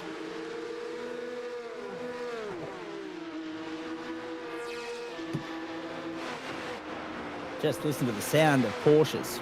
It's an all-German night here on the platforms of the GSRC. You've got one of the most famous tracks anywhere in the world, one of the most famous bits of motor racing real estate, playing host to probably, arguably, the most famous Porsche brand, a German brand of manufacturer in the Porsche. And it's great to hear them in full flight around the Nordschleife tonight. Lazarus, Chapman, Shepard, then Smith, then Nixon. They all go through. Top 5, Jared Nightridge Burke, 6th and 7th. Already Corey Lazarus in a lead with his own boys, up 4.3 seconds. Just have a look at him. This is just a training run for this bloke. And we didn't get a chance to run through the championship standings off the top, so let me just do that now. In the Porsche Cup, Hayden Smith 260 plays Sam Chapman 244 and 233 for Corey Lazarus, 224 for Stuart Ellis, not on the grid tonight, and Eric Fenton 197. Open split, let's have a look at that now.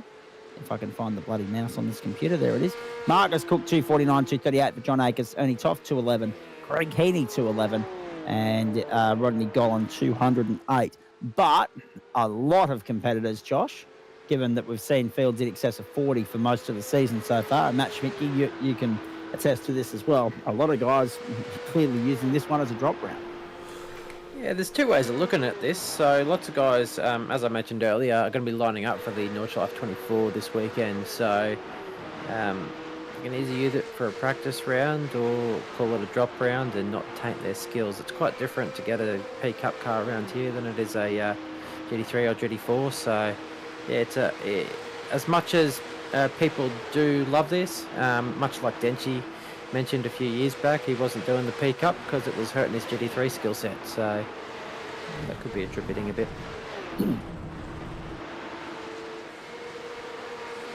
Indeed. Lazarus, Chapman, Shepard, Smith, Nixon, Knight, Burke.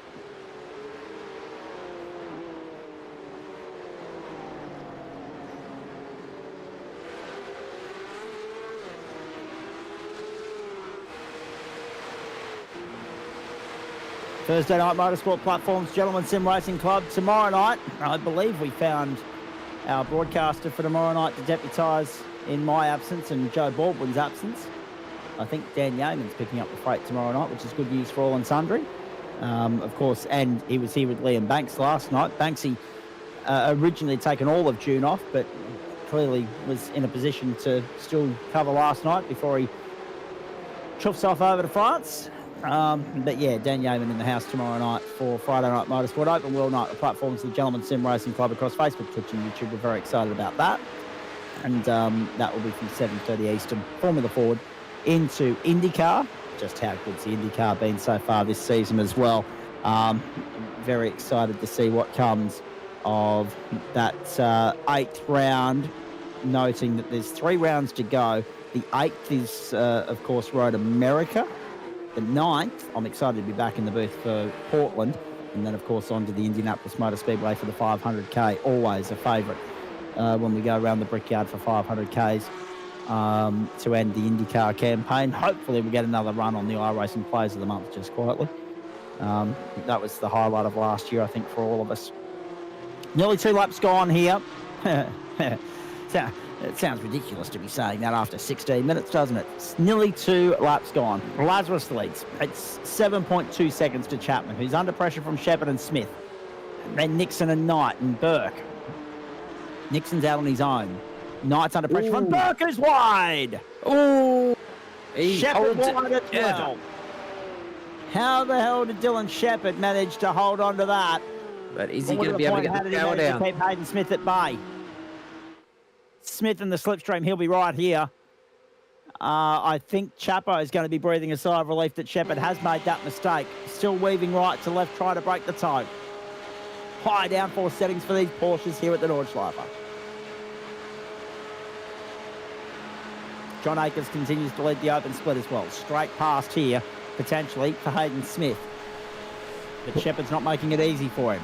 Looks like they're trying to reel in Chapman. Might have actually gone for a bit of a bump there. He had the run and then he's got real close behind him and it looked like he just gave him a little bit of a tap there and decided not to go for the pass. To the right, to the left, they've caught Chapman. They'll be setting up for a move down at turn 1. Here they go, down the main straight. Another lap in the books. 8:23.665 for Corey Lazarus that time round. So race pace actually nowhere near qualifying pace at this point. But why would it be? Jared Knight to pit lane. So lap 2 is when he's pulled the trigger. That's what we'll see tonight, probably 2 potentially, gentlemen. A little bit of variance in strategy because it is a 2-stopper. So I don't know if it's going to be 2-3-3 or 3-2-3 or 3-3-2 in terms of when these guys are going to come to pit lane. But clearly Knight is happy to pull the trigger and go now. Yeah, I can't imagine there's going to be too much in terms of the fuel strategies. Just given how much fuel they use on a single lap, and you'd be doing yourself in the foot a little bit by coming in early. But yeah, hopefully we see the difference made up with these lifting and overtakes done in the pit lane. That's where I'm guessing we'll see it. Strategy will come into it. There's no doubt about that. Socceroos in Japan taking to the field in Perth as well, ladies and gentlemen. So updates from the soccer throughout the evening. Vitally important match in World Cup qualifying for the Socceroos. Matt Schmidtke, Zach Caben, Josh Zuno with you in central commentary this evening for round 8 of the Bowens Porsche Cup on the platforms of the Gentleman Sim Racing Club, as we make our way through. Lazarus, Chapman, Shepard, 1, 2, 3 here, but the lead is 9.4 seconds. It is extraordinary what Corey Lazarus is doing to this field at the moment. He's doing Dench-like stuff to them. Chapo's in a fair old fight here, trying to keep Shepard and Smith at bay. Nixon trying to latch on as well, so Connor's somewhat flown under the radar, hasn't he, to this point, and now he gets a chance to be a main game player. He's still got that 10-second tax hanging over his head from that lap 1 contact with 393 there, but he's just hanging on to the end of this pack, and that's all he's got to do. If he can hang on and these guys can push out another 4 seconds, and that 10-second penalty is nullified, really. Correct. So just keep in the loop there, Zach. Any penalties I'm going to post in the chat, mate. So. Oh, thank you, mate. Appreciate that. You're amongst that. Is that the channel chat? Yeah, gotcha. Yep. So, Connor Nixon, 10-second penalty. Yeah, he's only got to put another 4 or 5 on Reggie Burke, and he's good. So, Eric Fenson, of course, a 5-second penalty already to his name. but no further action on the other incident earlier in the piece as well, between 868 and 65. So far, folks, we've had pit stops for Guackle Eastwood, for Dale Atkins, Barry Punter, Luke King, Christian Koch, Dave Oliver, Brett Bradbury, Jared Knight, and also Oscar Haynes.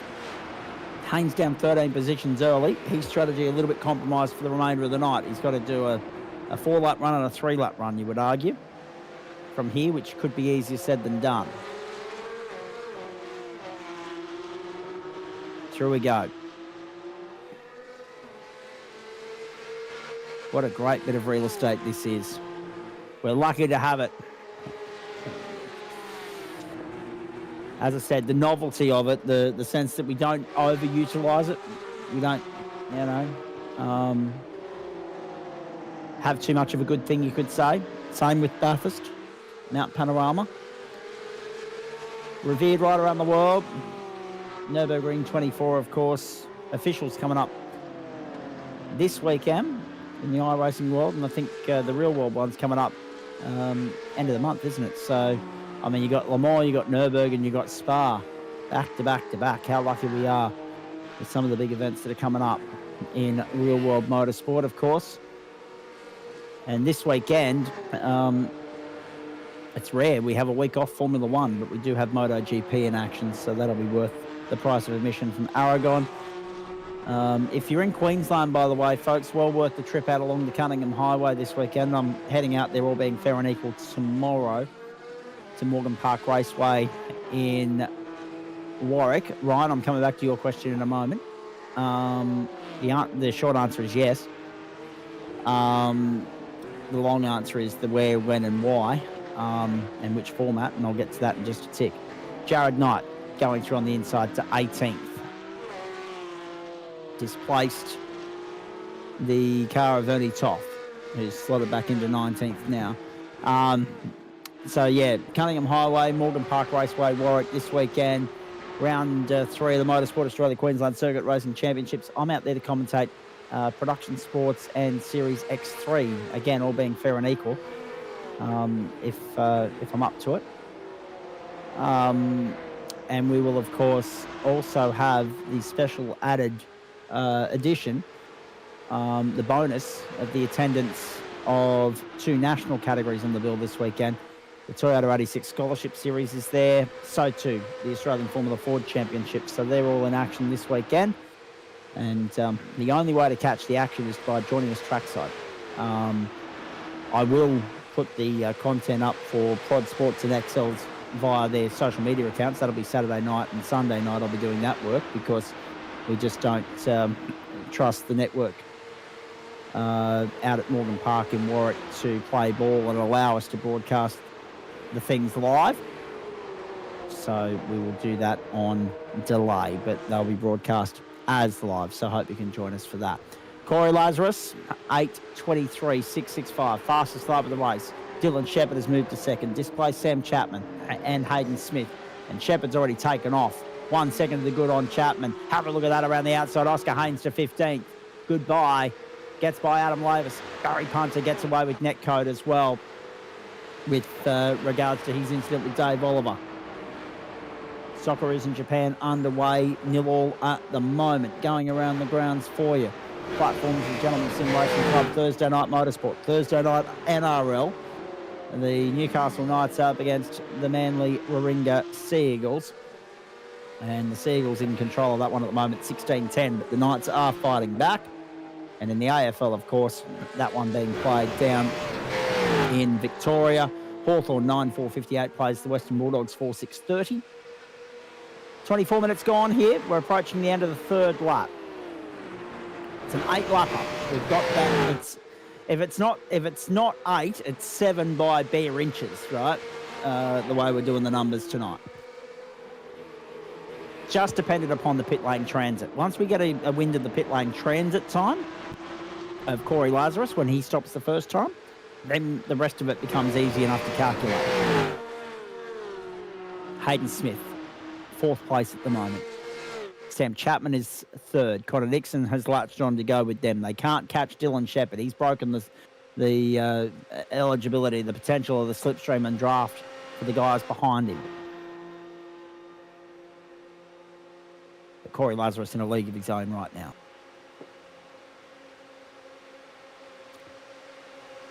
Isn't he, Watt? And he's making a big push. He's trying to make it into the Porsche Esports competition and perhaps find a Euro team to represent as well. So good luck to him. Lazarus on pit road. Well, here we go. Might get a time.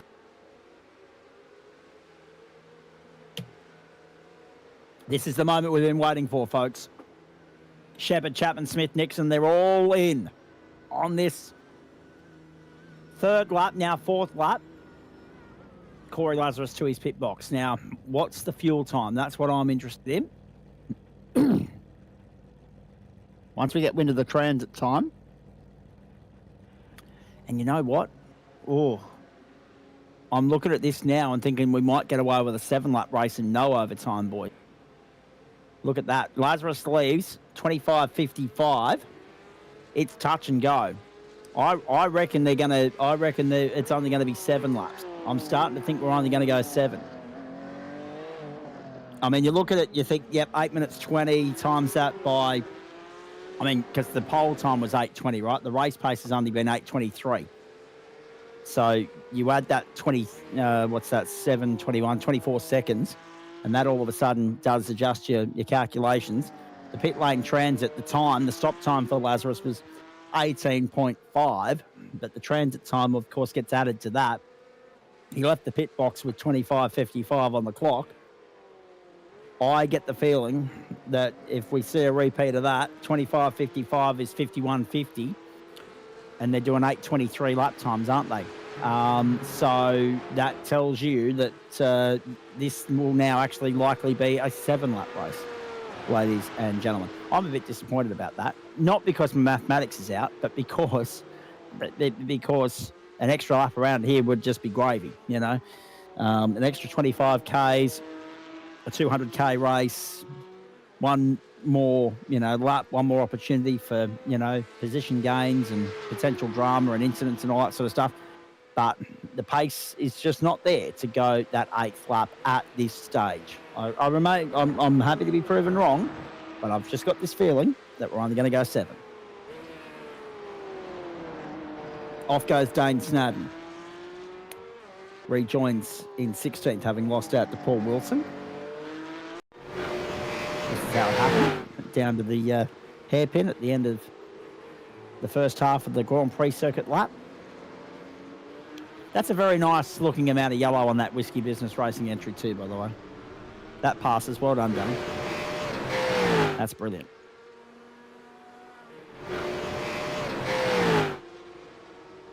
And Luke King also from the Whiskey Business Racing stable.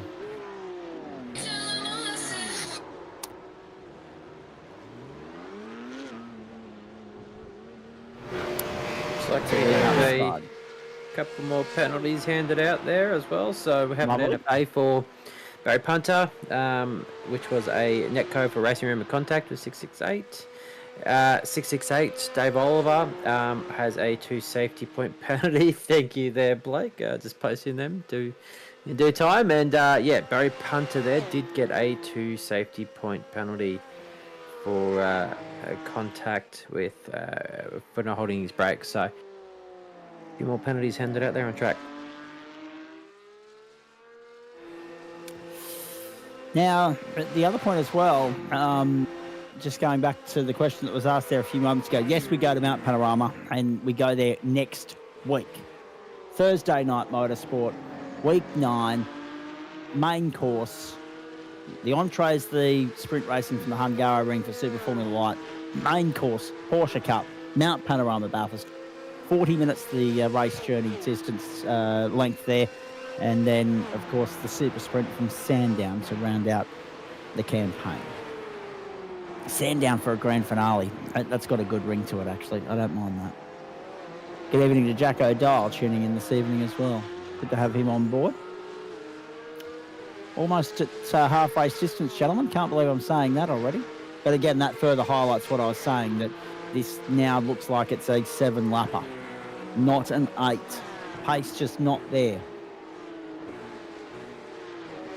for them to get that extra lap in. Haynes is 4th, Nixon is 5th, Smith is 6th, Knight, Burke 7th, 8th. Akers, Neal, Zamora and Camo make up the top 12. They are the top 4, actually, from Akers down in the open split at the moment. No one in the field tonight that hasn't yet been given a split to race in too, by the way, which is a nice change of pace.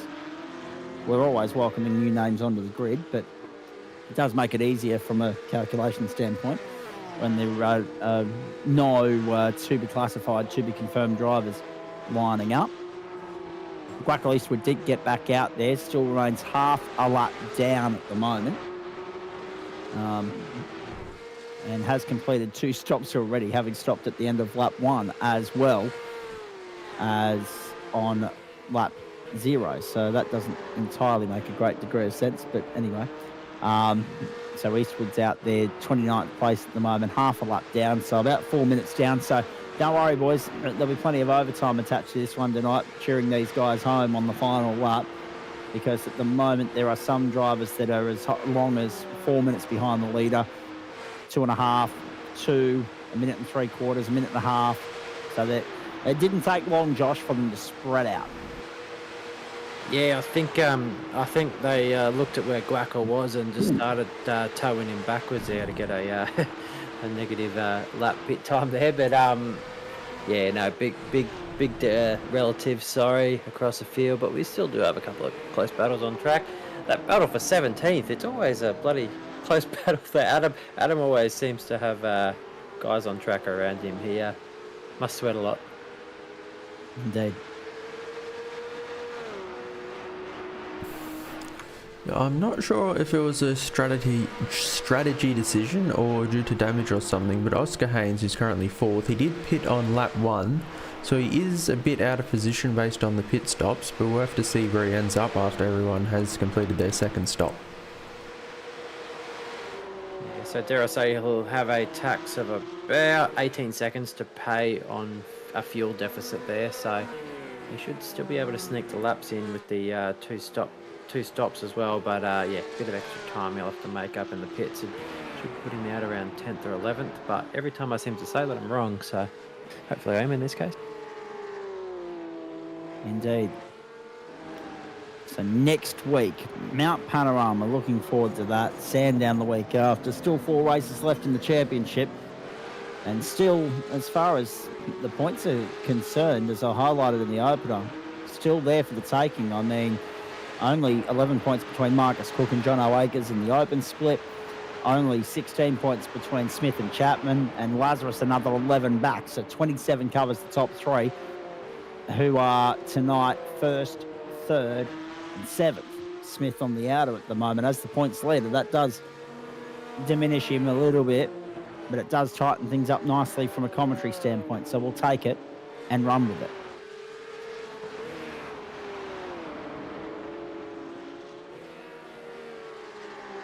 Lazarus, Shepherd, Chapman, Haynes, Nixon, Knight, Smith and Burke, the top 8.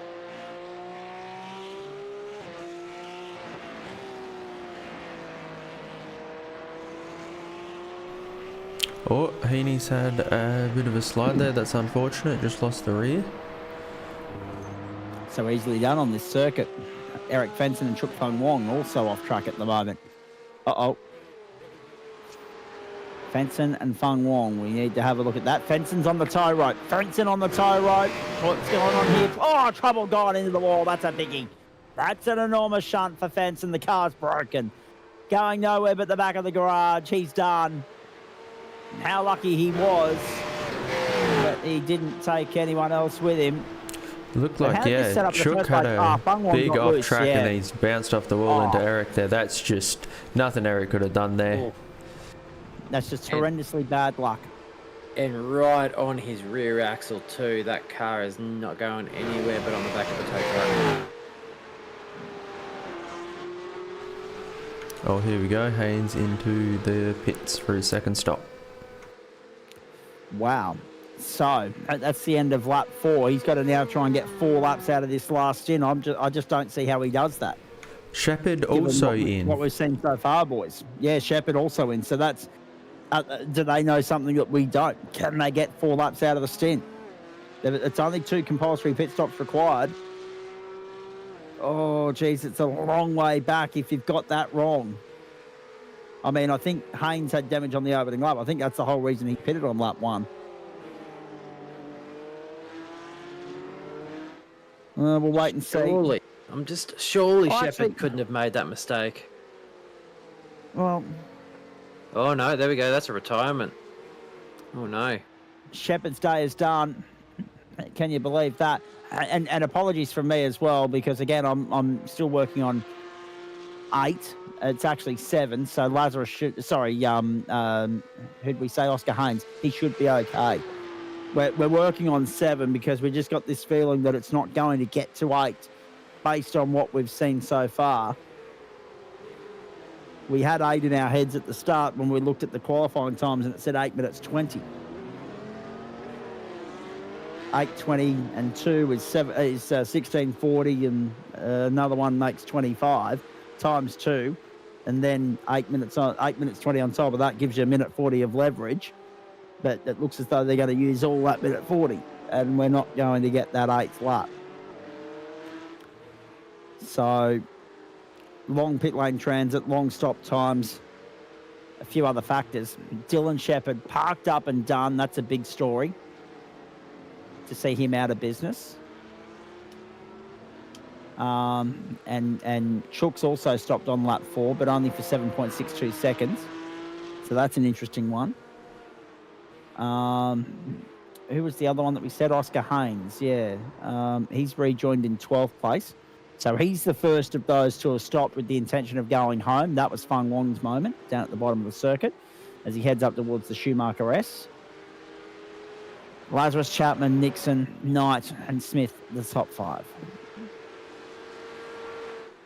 Thursday Night Motorsport, Facebook, Twitch, YouTube. Hope you're enjoying the show. Big weekend coming up, of course. A lot of good real-world motorsport to come next weekend, but this weekend, and cricket next weekend as well, boys. But this weekend, all eyes on what's happening domestically, and also on the 2-wheelers. And there'll be some NASCAR to look forward to as well. So a good weekend of motorsport coming up, even without Formula One. But we get back into that next week in Canada. Early hours Monday morning, 4 a.m. Yeah, good luck. Not sure I'll be seeing 4 a.m. I might watch a replay. Yeah. Lazarus, Chapman, Nixon, Knight, and Smith, the top 5. Go for it, Matt. Yeah, that's 4 a.m. I've been watching the last few Formula 1 races live, but 4 a.m, yeah, that's a bit late for me. And I'm guessing, you haven't mentioned it, I've seen a lot of posts about supercars heading over to Perth, but I guess that's next weekend as well then? No, that's this weekend. Oh, that is? That is All this right. weekend. Yeah, I've got some contacts over there. Not that I could give them rodents about it, but no, that is this weekend. What should have been the start of the Titanic CR season too, but that's not to be. Instead, TA2 filling a vacant slot on the bill there, bringing some Trans Am muscle to the west, which will be good. But yeah, good luck to all my colleagues over there this weekend. It should be a magnificent weekend out. And then, of course, the local Western Australian domestic season restarts again 28th, 29th of June, and I'll be commentating that from right here in this very commentary position where I do all the action for you guys from here in Ipswich. So a lot to look forward to on that weekend. 38, 55, 56 gone, 21 minutes to go. Corey Lazarus still 2.5 laps from home. Plus, we're expecting another splash and dash. Whether he stops on lap 5 or lap 6 remains to be seen. It is a 2 CPS race. Safety license point penalty for Brett Bradbury not holding the brake with Greg Heaney on lap 4. Eric Fenson's still showing on the tow rope as well, boys. That's Brett Bradbury and Dylan Shepherd out of business. Wackle Eastwood has now moved up to position number 26. Dalak and Barry Punt to 25th, 24th. Big movers, Tristan Koch, plus 10 so far. Also, plus 12 for Rodney Gollan, plus 17 for Paul Wilson. Great run from him. But did all these guys qualify? That's what we're not sure of. No further action for the 747 and the 490. They were incident, and Brett Bradbury on the 65, a minus 3 point penalty, safety license point penalty. There'd be a few people flirting with those parameters with regards to their safety license point penalties at this point, Zuno. Yeah, one of those topics we don't much like talking about, but it is a definitely something we have to deal with in racing scenarios, and we will be talking about it more. So, yeah, the 3 safety license point penalty, that falls under quite a severe one, one of our most severe. But yeah, we only get 10 safety license points per series license, guys, and when they rack up to a total of 10, our members get a week off from that series, and also their jobs are made a lot harder in every other series by getting 5 safety points instantly deducted off the top. So, as we've seen this week, unfortunately one of our members has triggered that, and they aren't here racing tonight. Oh, hang on. I'm not up to scratch on a few things here. I'm going to go and do some investigation, because luckily that information does get left on my run sheet here. Oh, I see. Yes, I understand. Yep. I won't make a comment. I may or may not have a 302 Snapchat day streak going with that person at the moment. But it may also bring to an end any aspirations he had of potentially finishing in the top 10 as far as his championship's concerned. In saying that, it's interesting too, because I wanted to get your comments on that, Josh, just to clarify as well, for the audience at home, because we're having this discussion last week, and it was with regards to another competitor that was in the wars tonight, in the absolute thick of it. M. Watson in 6th place in the point standings in the Super Formula Light coming into this round. So with the drop round points matrix, right? This is probably an Adam Lavis question more so than it is a you question, but with the drop rounds, if you have a race ban, you can't leverage that as a drop round, can you? That's correct. So yeah, only not competed, or your 2 lowest scores are counted. If you have a forced sit out, those rounds are just counted as a 0. So yeah, it does make it very hard to put in a full championship run, and that is one of the deterrents that should be on people's radars. So yeah, moving forward, we're definitely not looking to trigger that safety license more, but we're definitely looking at making it harder for, the bottom 5%. So you only ever get to see the top 5 and the bottom 5%, unfortunately. It's just a matter of life. But the bottom 5% are going to find themselves having a lot harder time racing with the penalties being handed out. Indeed. Connor Nixon is 3rd at the moment. Jared Knight's on pit lane. 2 laps to go, we reckon, at the famous Nürburgring Nordschleife. When you take into consideration the second of the pit stops, which will most likely come up at the end of this lap. Jared Knight, 10th at the moment as he rejoins the circuit, but he's the best placed of anyone that has stopped twice. Corey Lazarus is the lead, boys. He's in a league of his own, isn't he? Out now to 20 seconds the advantage. It's extraordinary.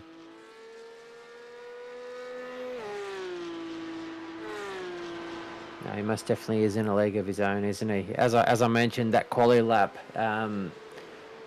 is quicker than most guys can do in a GT3, and that is absolutely phenomenal. And a solid, I'm not too sure what the mean lap there was, but I'm pretty sure he was 2.5 seconds quicker than Chapo there, putting it on the front row beside him. So yeah, no, he's been the standout tonight, and yeah, that delta is phenomenal. He's about to crack 20 seconds.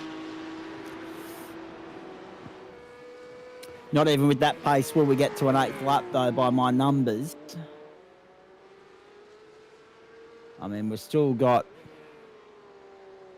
15 minutes. Oh, hang on. I'm just having a look, see here. Yeah, no, we definitely don't get to... Surely not. I'm starting to second guess myself now, boys, and I don't like when that starts happening. He's only a quarter of the way through this lap, so arguably he's still got 6 minutes to go. That's 51, plus the transit of the pit lane at the end of this lap. Oh, well, actually, that could throw us a curveball. That could throw us a curveball. Because, correct me if I'm wrong, right? Correct me if I'm wrong, but if he comes back to the line this time by, and it's more than 8 minutes 20 from the completion of the scheduled completion of time, the scheduled time elapsing. Sorry, I'm having trouble stringing my words together tonight, folks. If he doesn't see the white flag, he's technically got to do 2 laps. They wouldn't just throw the checkered without the white, would they? There is a bit of predictive work that iRacing does. So if it's, correct me if I'm wrong here, Matt, but if it's predicted, or if Corey passes that person on the last lap, then they don't have to do another lap. If Corey remains in the lap.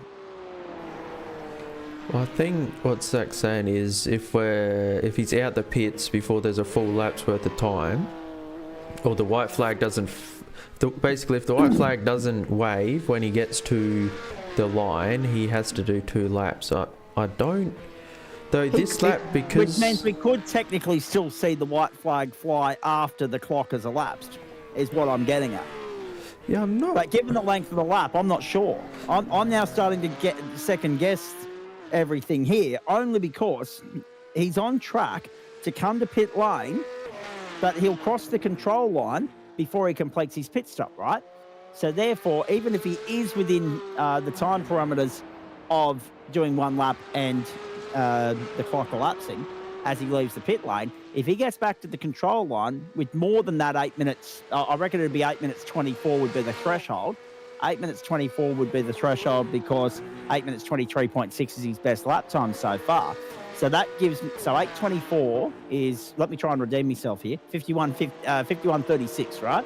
If he crosses the control line before that number, which he's on track to do because the transit time isn't included because that occurs after he crosses the control line, then technically we could have 2 laps and we could have an enormous chunk of overtime as a result.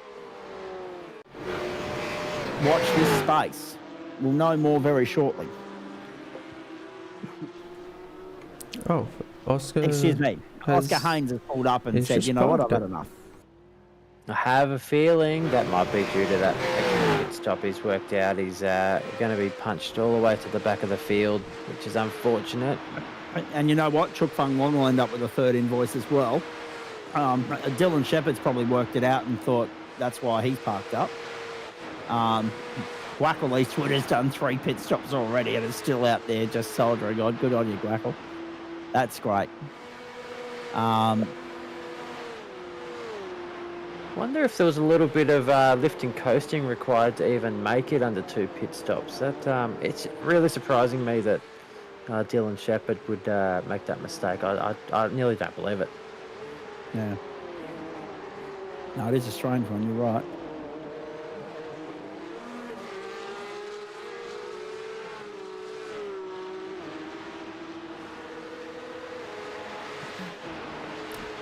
Lazarus in a league of his own tonight.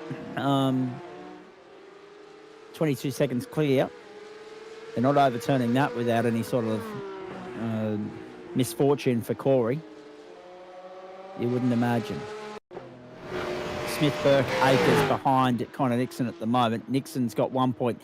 The closest battle on the racetrack is Burke on Smith, but they're also trying to go with Connor Nixon, who's only 1.2 up the road. That's Rodney Gollan saying, you know what, 5 laps is enough for me as well. So Gollan's on the tow rope. 75% race distance is again 6 laps if we go 8. we're not going to know where we're going until we see the checkered flag fly.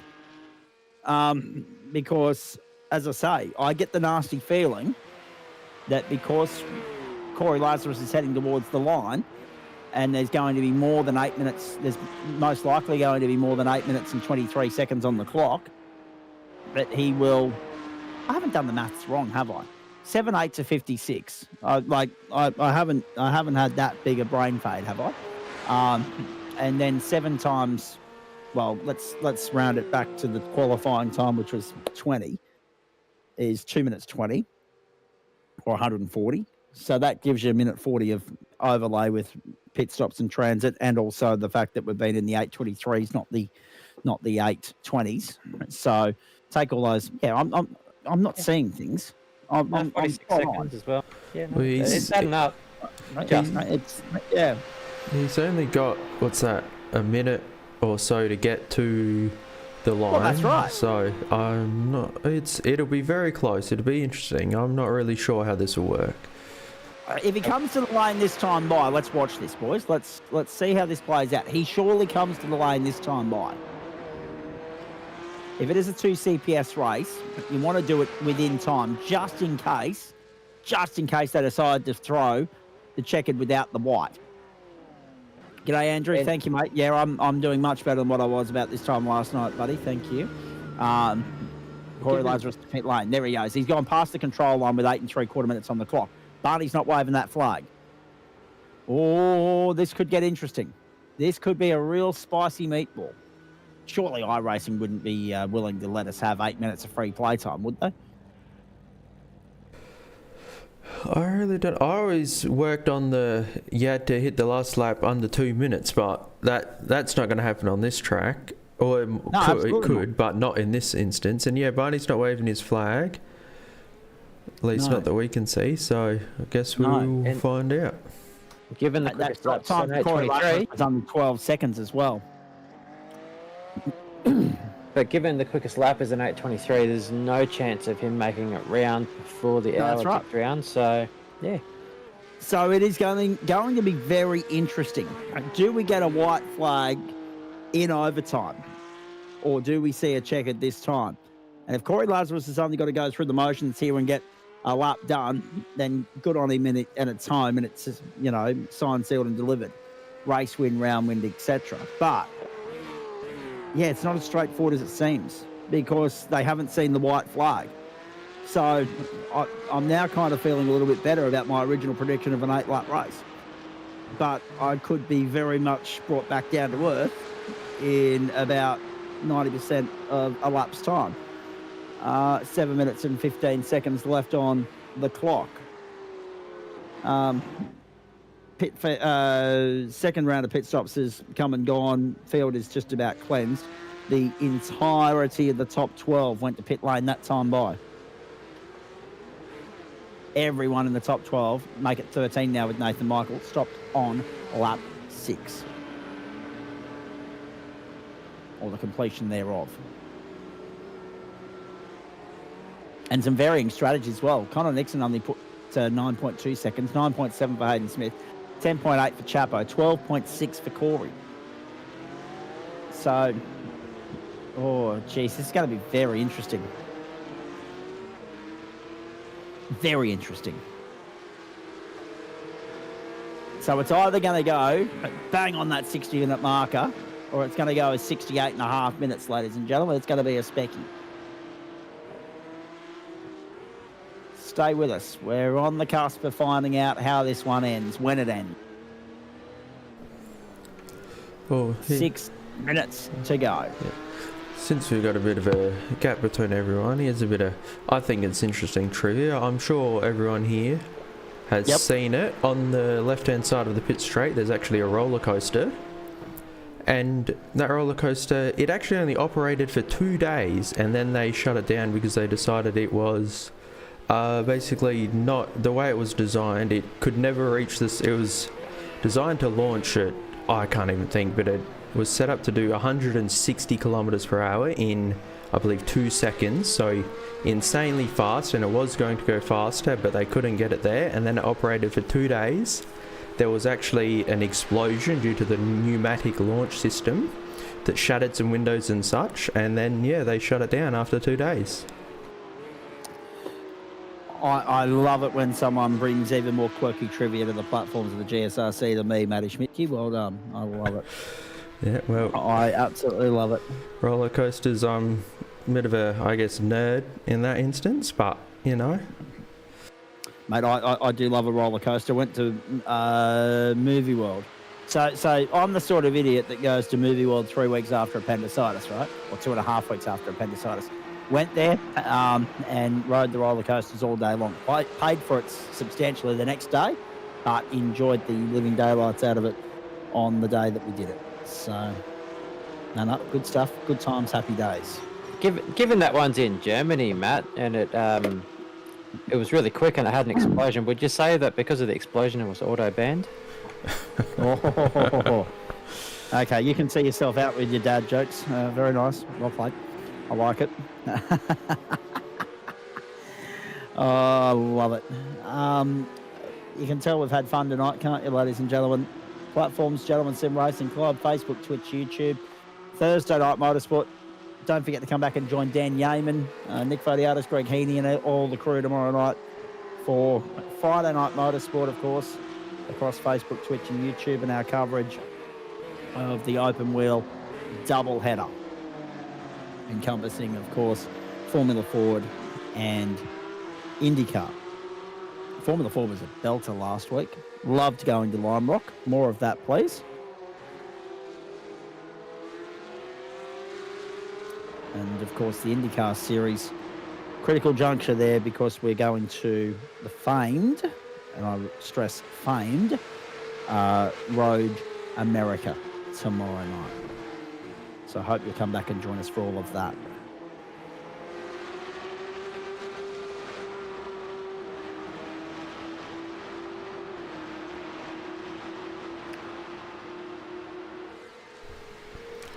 Looks like Sam might have a bit of competition for second on the track, but Connor still has, it was Connor that has that invoice to pay from the start of the race, was it?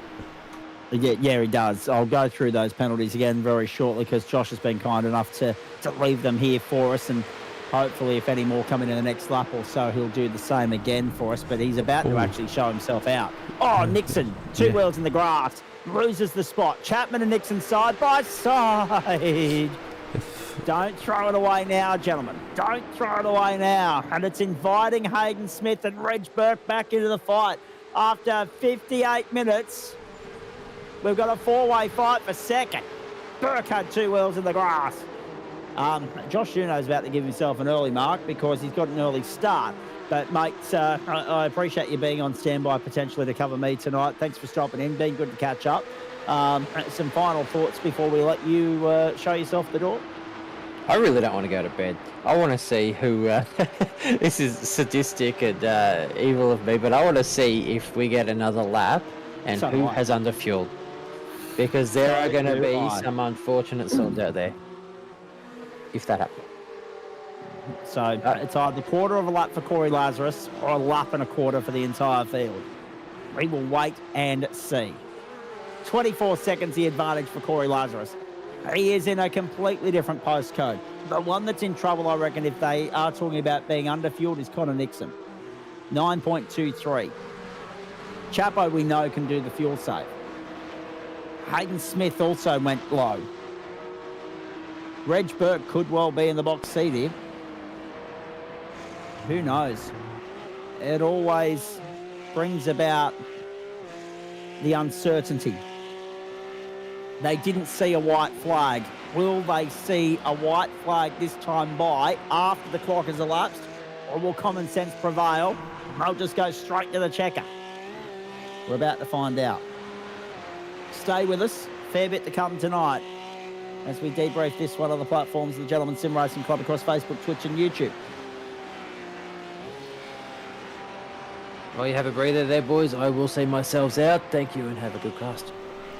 Catch you, mate. Thank you, buddy. Great to catch up. We will do so again once we know more about the Australian Open World Nationals, I assume. Yeah, it's good, mate.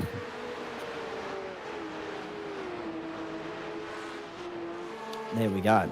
Good to catch up with Josh Zuno. Thanks very much to him, actually, for being on standby tonight. I was somewhat lucky in the sense that I was able to still be here. 15 seconds left on the clock. But again, we haven't seen the white flag. We're waiting with anticipation to see whether Corey Lazarus is going to bring it back to the checkered flag pretty much bang on the hour, or whether we're going white. Here he comes, main straight. Where's Barney? What the bloody hell's he doing at this point in time? Main straight across the line we go. Let's go round again. Is that... He looks Am to I be reading that flat right? chat. We're going round again. Yeah. Into overtime, and we're going for another 8.5 minutes. Another 25 kilometres. Why not? And there'll be a few people sweating bullets at this particular point in time. Look at this four-way fight for second. Reg Burke is the first casualty of the extra lap. He goes to pit lane. Nixon to the outside. Smith's gone to second. Chapman there in fourth. It's a fuel race between these three men. Corey Lazarus might well win this by over half a minute, but the race will be here. The eyes, the focus, the attention, the interest will be here as these guys duke it out over 25 kilometres in a fuel-saved classic. John Akers comes through as the leader of the open split in 5th place. Eduardo Zamora is 7th. Bobby Camo, Andrew Neal, Paul Wilson, Dane Snadden, Chuk Fung Wong and Adam Lavis to 13th. Eduardo Zamora also to pit road. We'll go around the grounds for you in just a moment, folks. Plenty happening on a Thursday night. The Socceroos in action, of course. Also, the Newcastle Knights up against Manly. Also, of course, the AFL, the Western Bulldogs and Hawthorn. But right now, we cannot take our eyes off this because we just don't know. Smith was wide. Nixon down the inside. Be careful. You don't want to throw it away a fifth of the way into the final lap. Nixon to the outside. Will he go under brakes around the outside? Smith? No. Smith will get him back for the moment. Keeps him at bay to the right-hander. And now Nixon has to contend with Chapman as well. It is all happening here at the Green Hill.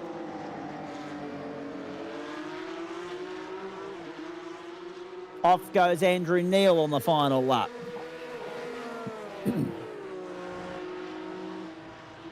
How good. Seriously good racing. And it's a three-way fight for 2 spots on the podium. Reg Burke saw himself out, knowing that he wouldn't have enough fuel to get himself home. It's an 8-lap race into overtime, although you'll notice that your clock, now that we've exceeded 60 minutes, is actually going at rapid fire speed, ladies and gentlemen. It's having a moment. It's going twice as fast as it normally would count up and tick along. So we're 3 minutes into overtime at this point. It's going to say that we're about 16 minutes into overtime by the time it's finished ticking away, and it's actually going to be about 8 minutes. So it becomes a 68-minute Porsche Cup race. And Connor Nixon's not done with yet. But we know he's got a penalty waiting for him. It's 10 seconds. He's not in this fight, technically. Oh, and now he's in the grass. Lazarus, Smith, Nixon, Chapman, Akers, Burke, then Camo, Wilson, Zamora, and Neal, the top 10. Apologies if I'm sounding a little underdone, but I just can feel a tickle in the throat at the moment, just to top me off today. But we'll push through to the checkered flag. We'll then get stuck into the post-race show. We'll have a chat to a few guys, and then I reckon I'm going to go and look at the back of my eyelids just quietly. Lazarus, Smith, Nixon, Chapman, Akers, Burke, Camo, Wilson.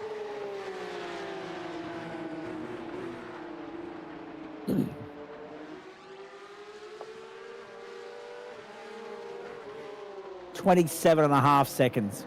Corey Lazarus completely in a league of his own tonight.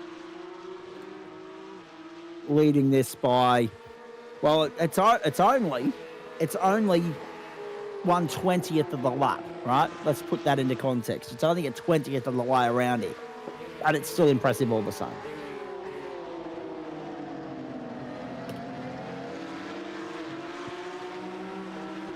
You just don't know where to look at the moment. Zamora's also on the back of Paul Wilson, but that's only an outright battle. That's not a class battle. Zamora in the open split, Wilson in the pro split, the elite split. So Lazarus, Smith, Nixon, Chapman, Akers, Burke, Camo, then Wilson.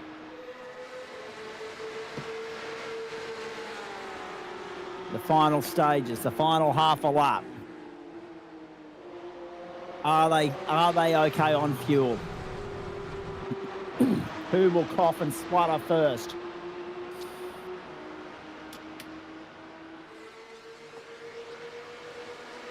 Nil all between the Socceroos and Japan too, by the way, folks. That one continues through till about midnight on Paramount Plus and Network 10. Nixon to the inside of Smith. Smith got across to cover it off. Chapman's there as well. Hold your breath. 3 different teams. They are technically fighting for track position, but Nixon's got a 10-second invoice coming his way. He's got that covered off well and truly. He will be 4th here. But he wouldn't mind beating Chapman to the line, I'm sure, just for the sake of saying, I still crossed the line first.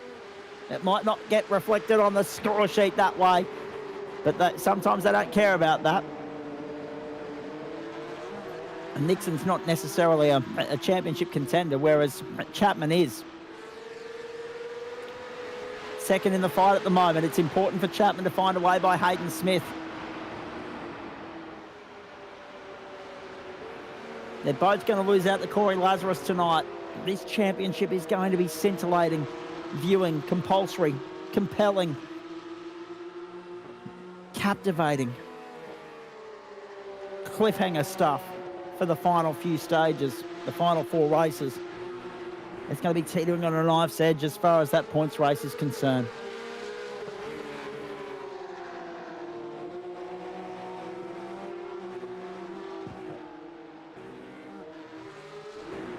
Smith's got breathing space there. There's no doubt about that. Neil in 10th, chasing Zamora. And that's important too. Well done by Matt Schmidt to pick that one up because that's for 3rd in the open split. Akers has got 1st, hands down. He's 13 seconds clear of Bobby Camo. Camo 24 seconds of clear of this battle. Zamora and Neil. Don't worry about Paul Wilson. Worry about Eduardo Zamora and Andrew Neil. Can Whiskey Business Racing get on the podium in the open split here at the Green Hell tonight? Corey Lazarus has stretched his lead out to 30 seconds. He's on the way home.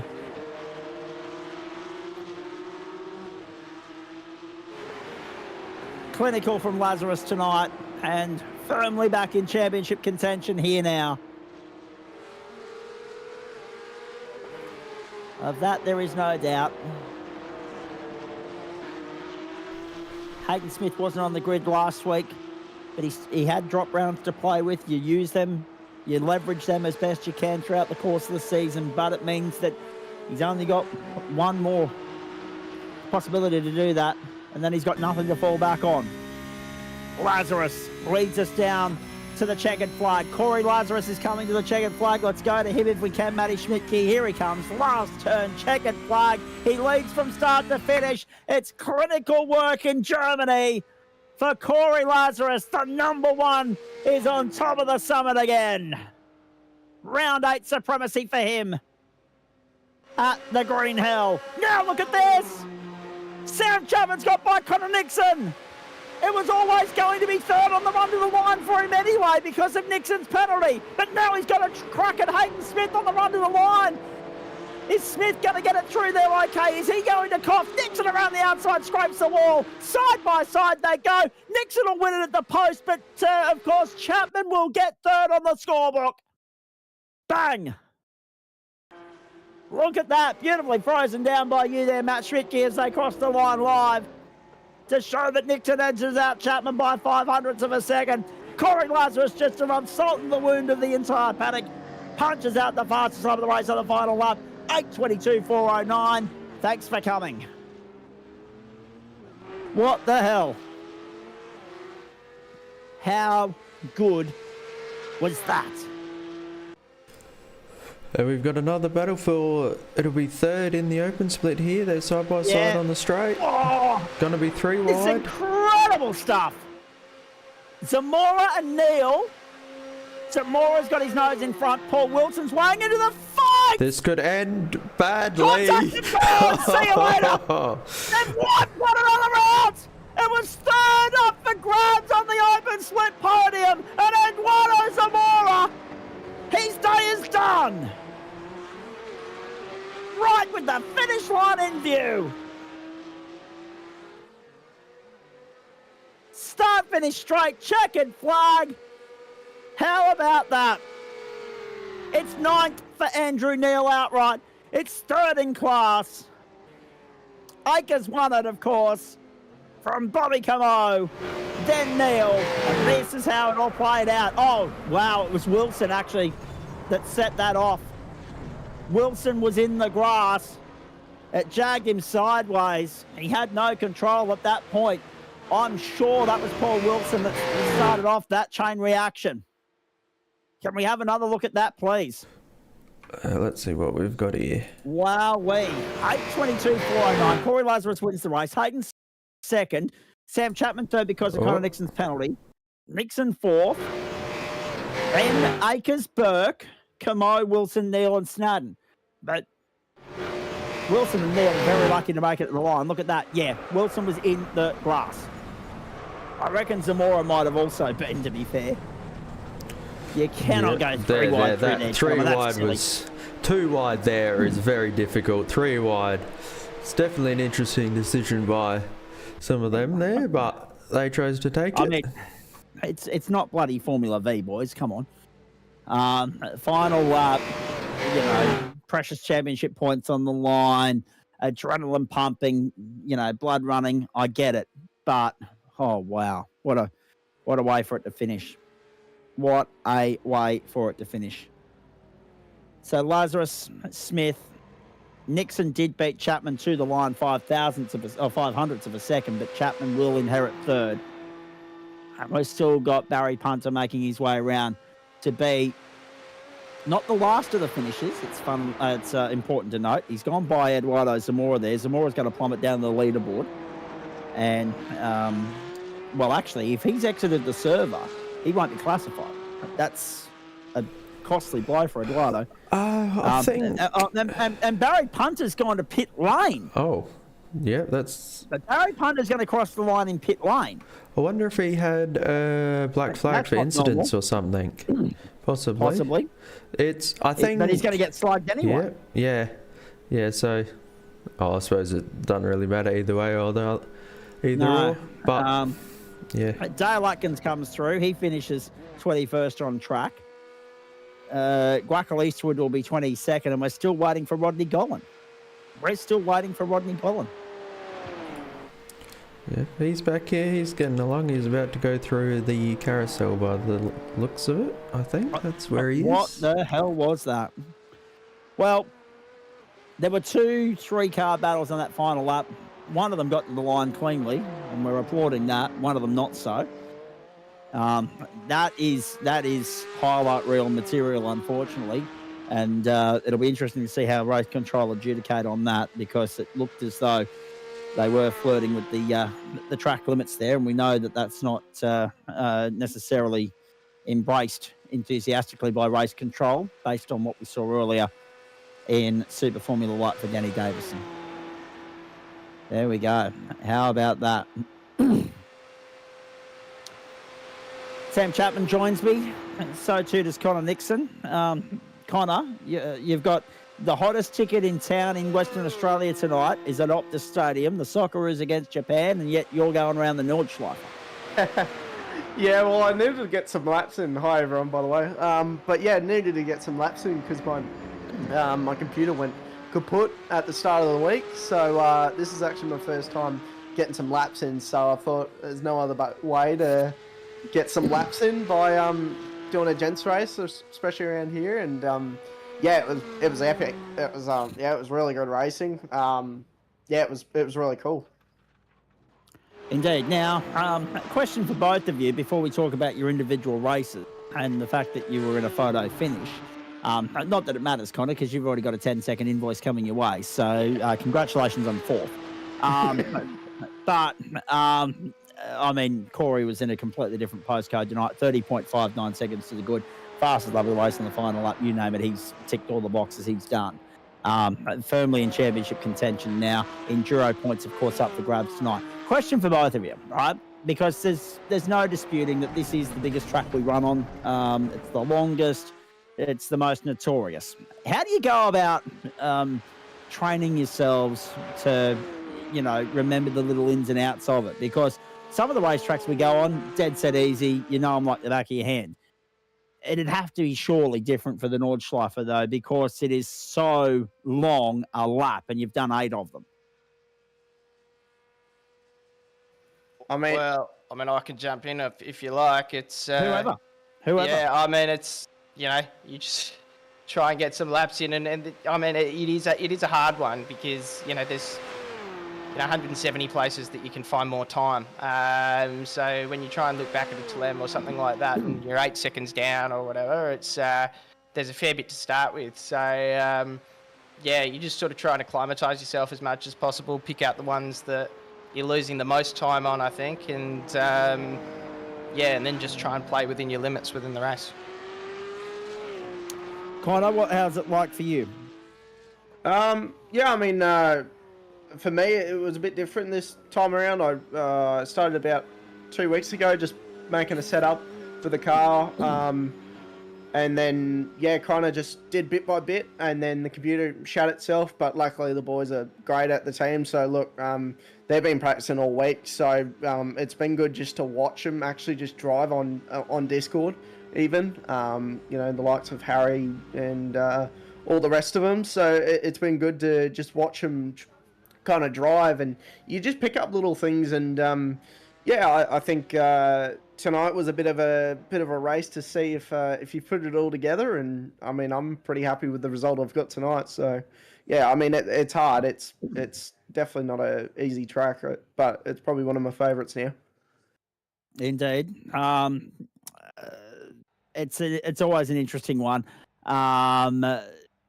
Dave Oliver telling us to go and have a look at the photo finish between him and Adam Lavis, by the way. Nothing in that hair's breadth, in fact. Oliver edges out Lavis. It's for 11th outright, but at the same time, it's 2 different classes as well. It's important to highlight and remind everybody. Have a look at this. Dave Oliver, Adam Lavis. We'll slow it down for you. Here they come. Looks to your right. Oh, photo indeed. We just need to wind that back a smidgen if we can. John Akers is also coming in here to have a chat with us as well.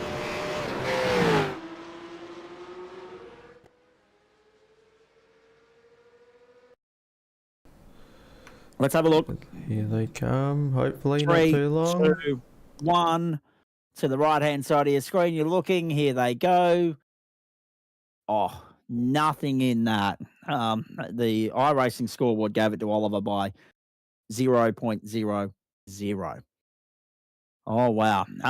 John O'Akers has also joined the conversation here, and it's actually nice to be able to say welcome to Jono because we don't normally get a chance to chat to him. But well done, mate. Top 5 outright. That's point number 1. And point number 2, the Green Hell has been conquered by you as far as the open split is concerned. And I think I'm right in saying that that was an important result for you because with regards to the championship, you had an 11-point deficit on Marcus Cook coming into tonight, and you've well and truly covered him off. Yeah, thanks, guys. It was obviously a big night, and just glad to get the thing across the line in one piece. After the disastrous race 2 at Watkins, I dropped out the lead of the championship, so hopefully a few points here tonight will get back up there, and we'll go from there. Indeed. We'll talk into the boys that are also here with Connor Nixon, Sam Chapman, about how you go about brain training when it comes to this circuit, trying to know your markers and know your pointers with regards to a 25-kilometre colossal racetrack, mate. What are the tricks as far as you're concerned in terms of trying to master this beast? Biggest thing for me is Red Bulls beforehand, because if you lose your concentration for half a second on any of the 170 corners in the lap, it's over. Yeah, well, exactly. Thankfully, a clean run for you tonight. What'd you make of the performance? Because judging by the timing sheet here, it looked a little bit lonely towards the end for you. Yeah, it was. I ended up. I think I had about 13 seconds on Eduardo when I pitted, but I come out and I was about 8 seconds behind, so I just managed the gap as best I could. I was on for a 0 incidents too. Second last lap, I touched the wall and got 2 touches lost. But no, all in all, very happy. Survived the first few corners in the first lap, so just head down and keep going. So all you can do at these places, and it was fantastic. Well done to everybody. Indeed. And well done to you as well, mate. Vitally important, as you say, with regards to the championship. I think there's a couple of things to highlight here. One is to ask you for your thoughts on Bathurst and Sandown, as that's what's to come. They're the last 2 stops as far as this term's concerned. 4 races over the course of 2 nights.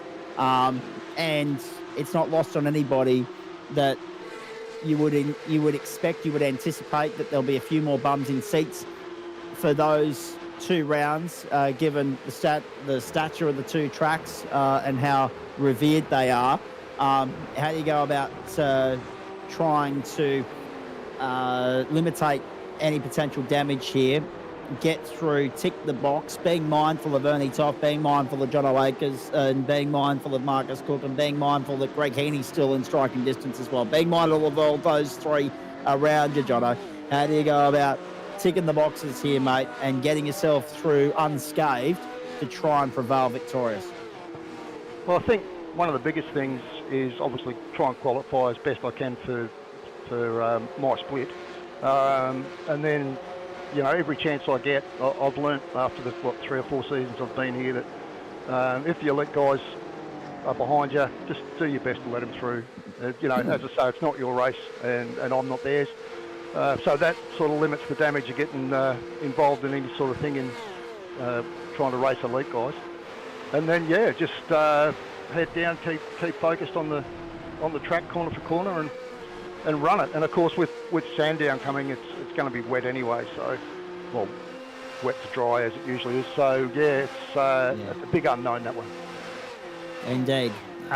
Stay with us, folks, because as soon as Adam Lavis is done crunching the numbers for us tonight, we'll hopefully have updated championship standings and whatnot. I can see the chat threads going gangbusters at the moment. Matty Schmidtke also across that for us. Hopefully he will be able to bring us any developing updates that come to light with regards to updates from, you know, race control and committee level with regards to how Super Formula Light and the Porsches have played out.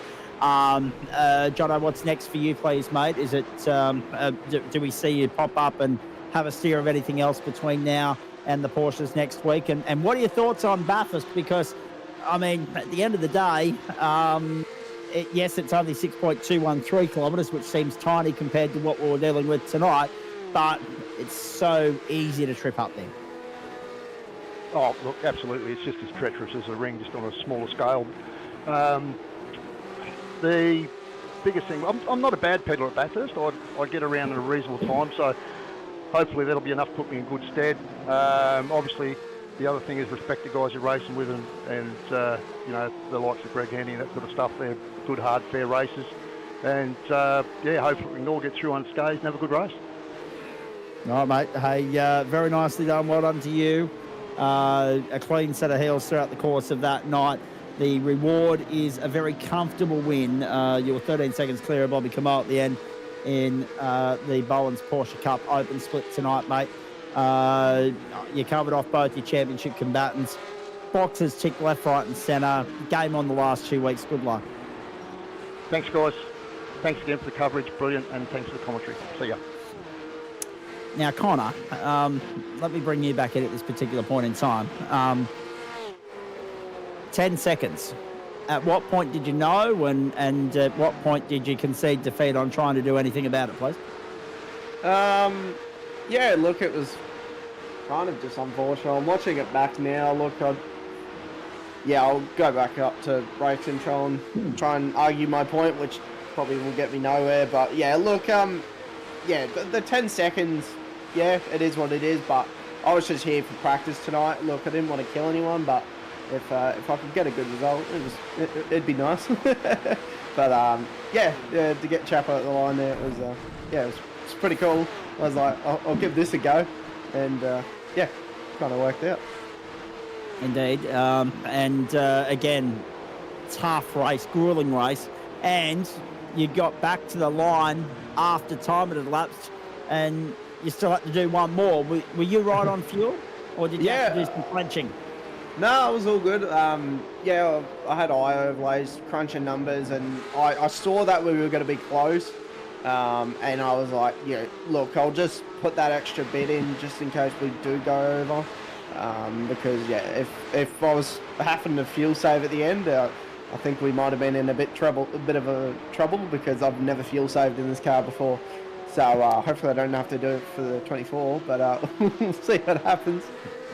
Well, I was going to say, more to the point, the bloke you were racing with in the photo finish, he's well versed in the art of saving as well, so you would have been completely up against it. Oh, 100%.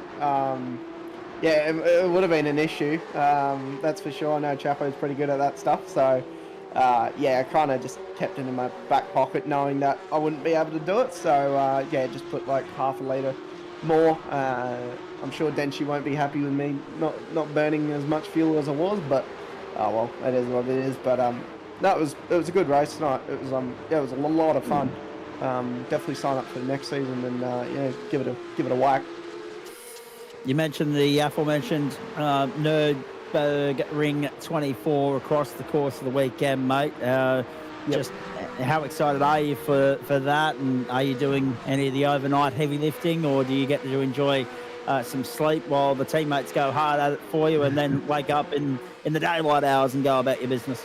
Yeah, look, the boys have done an amazing job setting up all the teams. I've been very fortunate to be in a Porsche Cup with Dench, Luke Bennett, who's an Ivor driver, and another Euro. So yeah, we've got 2 Euros and then 2 Aussies.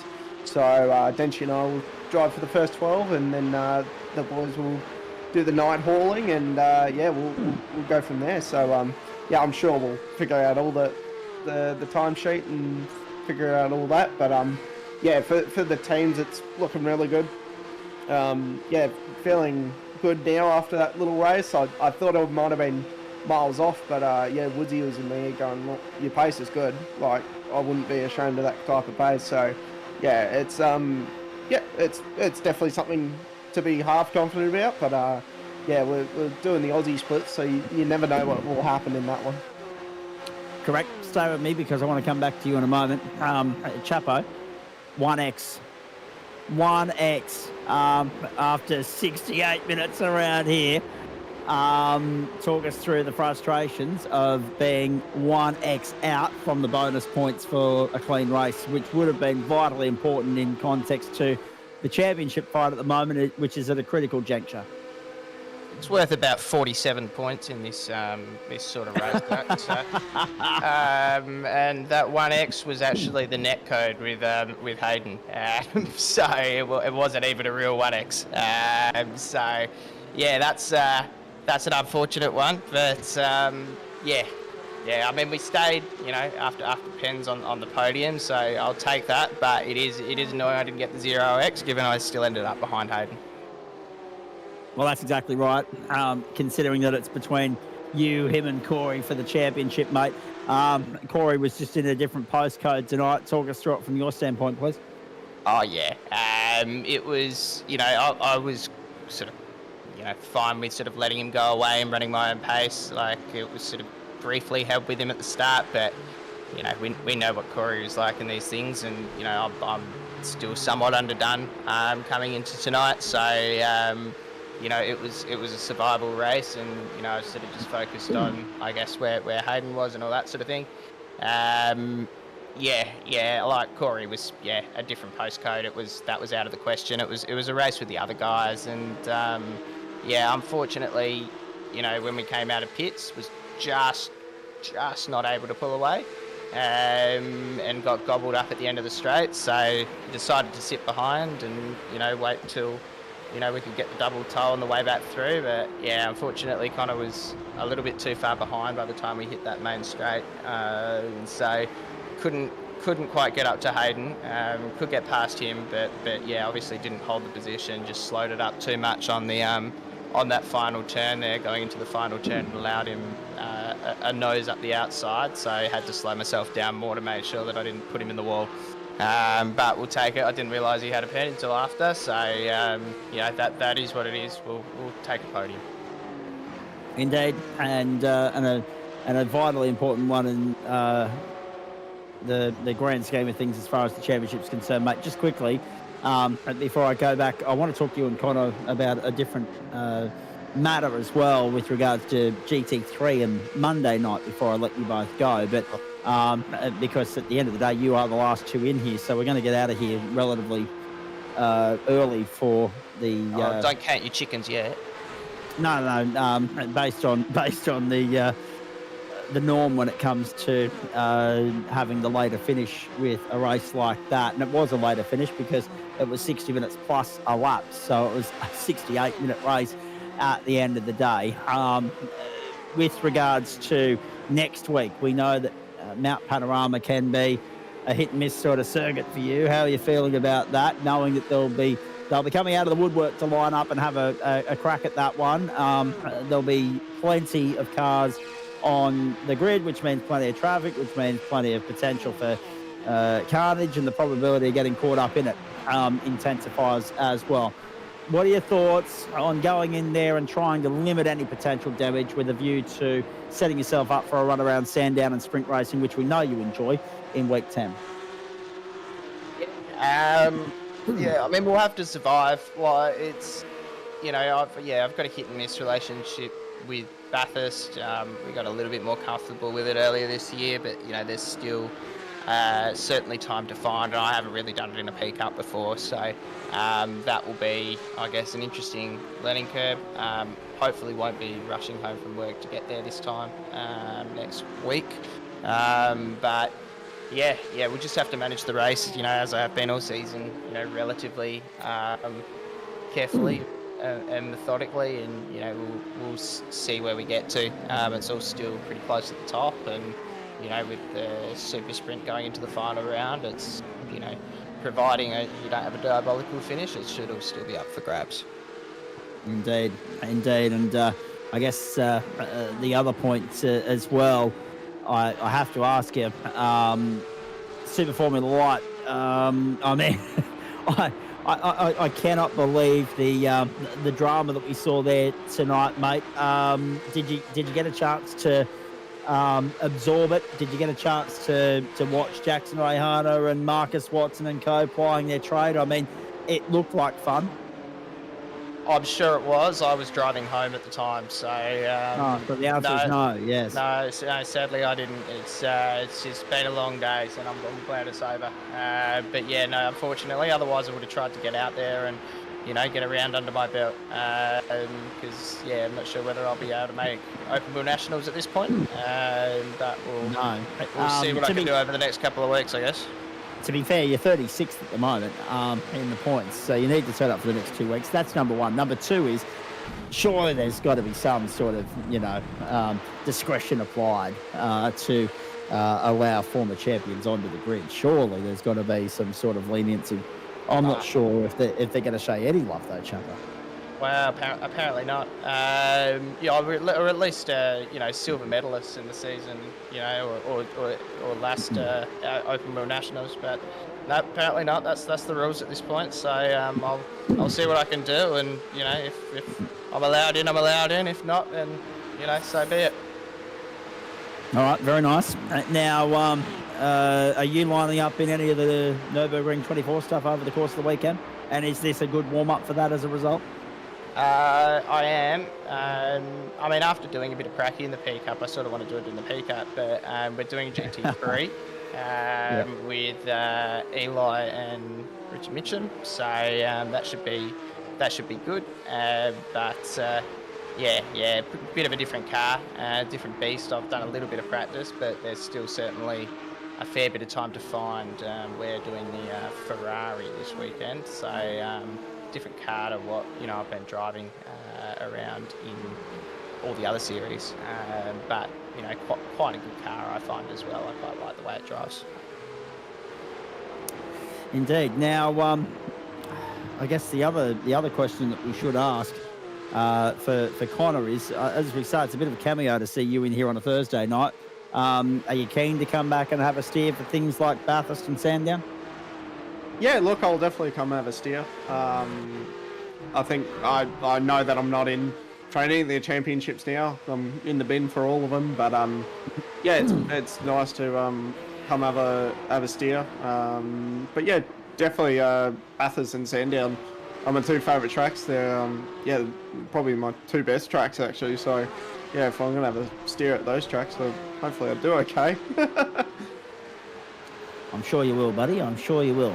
Now, while I got you two gentlemen, as I said, for those of you that tuned in earlier this evening, you'll know that I had a bit of a health scare last night. Spent the evening in the Ipswich Hospital, which leaves a lot to be desired, let me tell you. But thankfully, all is well. Unfortunately, it was just a mild dose of, I'm trying to remember the correct terminology for it, ladies and gentlemen. It was called, there it is, a transient amnesia. The transient word I couldn't remember. Amnesia I knew because I've been telling people that I've had early onset for years. And my short-term memory's been atrocious. Last night verified it because there's parts of last night that just a blur or a blank to me. So if anything happened last night that I'm not aware of, I don't want to be aware of it because there's no point. I've got no real recollection of last night's events whatsoever.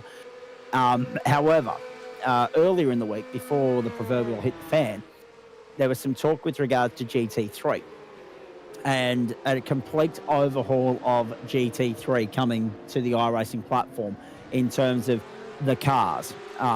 So that's the 10 of them. As two regular GT3 contenders and competitors, both in our league and, of course, in the Australian Sim Racing Group's GT Pro offering as well.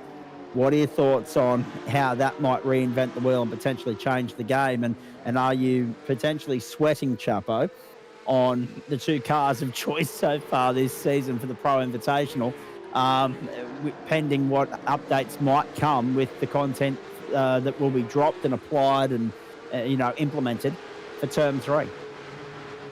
I mean, I guess we'll see where it falls. It's impossible to know at this point. It sounds like the tyre model is going to be, much harder warm up. Sounds like the braking might actually be a bit easier. So I guess guys that have learnt that sort of more iRacing model of not just chomping down the brakes, that they might lose a level of competitive advantage there to an extent, from my understanding. But yeah, with the car selection, we'll see where it falls.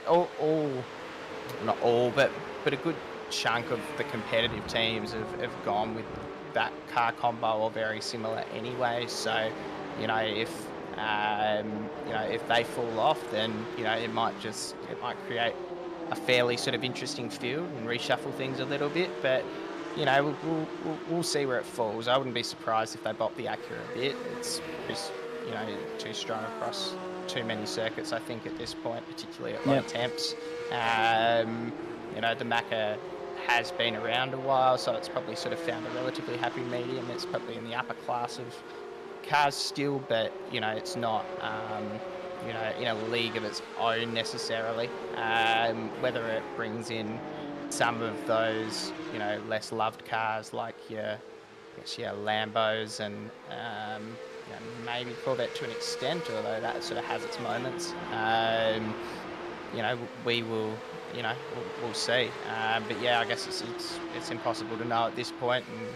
And as soon as we do know, with these sort of big changes, they usually do some sort of hot fix or something like that as well. So yeah, we'll see where it all falls. What will be interesting is getting setups together for the final round, because none of them will effectively be relevant. The ones that were being run, at the Nerd 24 or that have come up in officials beforehand. So we may have to start that a little bit from scratch for the final round of that GT3 series. And Connor, if you can follow that long answer from Chapo, and it was very in-depth and detailed. It was very good from Chapo. What are your thoughts? Yeah, look, I'm excited for it. I think GT3 is a very good platform for a lot of drivers. I think it's been it's been the same for a lot of years, or many years now. So it's going to be good for a little bit of a change up. The tyre, I mean, just cooks, like it genuinely just cooks, and you can't really bring it back. So hopefully with this new change, you can kind of push the car a little harder, because I've had to change my whole driving style a little bit when I've swapped to GTs, but it's been a good change. But hopefully in a way it changes everything. I hope it mixes the whole field up, and hopefully the setups are a bit different. Hopefully it's not just running max camber and low spring rates across the whole thing. Hopefully it's just something a bit different, because it's been very like that for many years, and hopefully it kind of changes it up, and I'm looking forward to it. We do have a different car. We've got the Macca and the Porsche, so hopefully the Porsche becomes a bit of a strong car again. It's been good, but it's definitely not the strongest out there. As, I think on that as well. How's our mate Matty Dench is finding out the hard way, Chappo? Wow, yes. I guess he is to a certain extent. The Porsche is still probably, it's not like not a strong car, but it does struggle, I guess, at certain circuits. It's one of those that, has good circuits and not so good circuits, particularly the speed ones. So, hopefully it allows us to, race a little bit harder in the GT3s, I guess, as well, which I think is what sort of Connor was getting to. There does tend to be a lot of, sitting around and being relatively gentle on tyres and fuel and that sort of thing in that series. And that is partly due to the way the tyre model spikes and loses grip really quickly. So, fingers crossed. I think it would be good for the series. And he's 100% right. It is the biggest platform really in iRacing. A lot of people drive it because it is both accessible and good racing and somewhat easy to drive and a whole bunch of different cars. So it would be good to have that change. And I guess the other thing as well, boys, before I do let you go, again, just trying to pad out the post-race show, a bit hard when there's only three of you turn up for a chat. Dave Oliver would normally be here for a yarn. He's in race control at the moment. Benny Woods and Scott Jordison's still down there. Sevi Stride's been down there as well, but he's got through. Blake Fitt's still there too, so the boys are still going through the tape tonight. About GT3, right? You both highlighted that it's a fairly universally supported, loved, embraced platform, or car of choice. What about the shift that we're seeing this season and this year in supercar drivers that have made their way across? Does it say more about them wanting to spread their wings and grow as drivers, or does it say more about the supercar just being a hunk of junk to drive at the moment? The fact that more people are starting to jump in and have a crack at the GT3.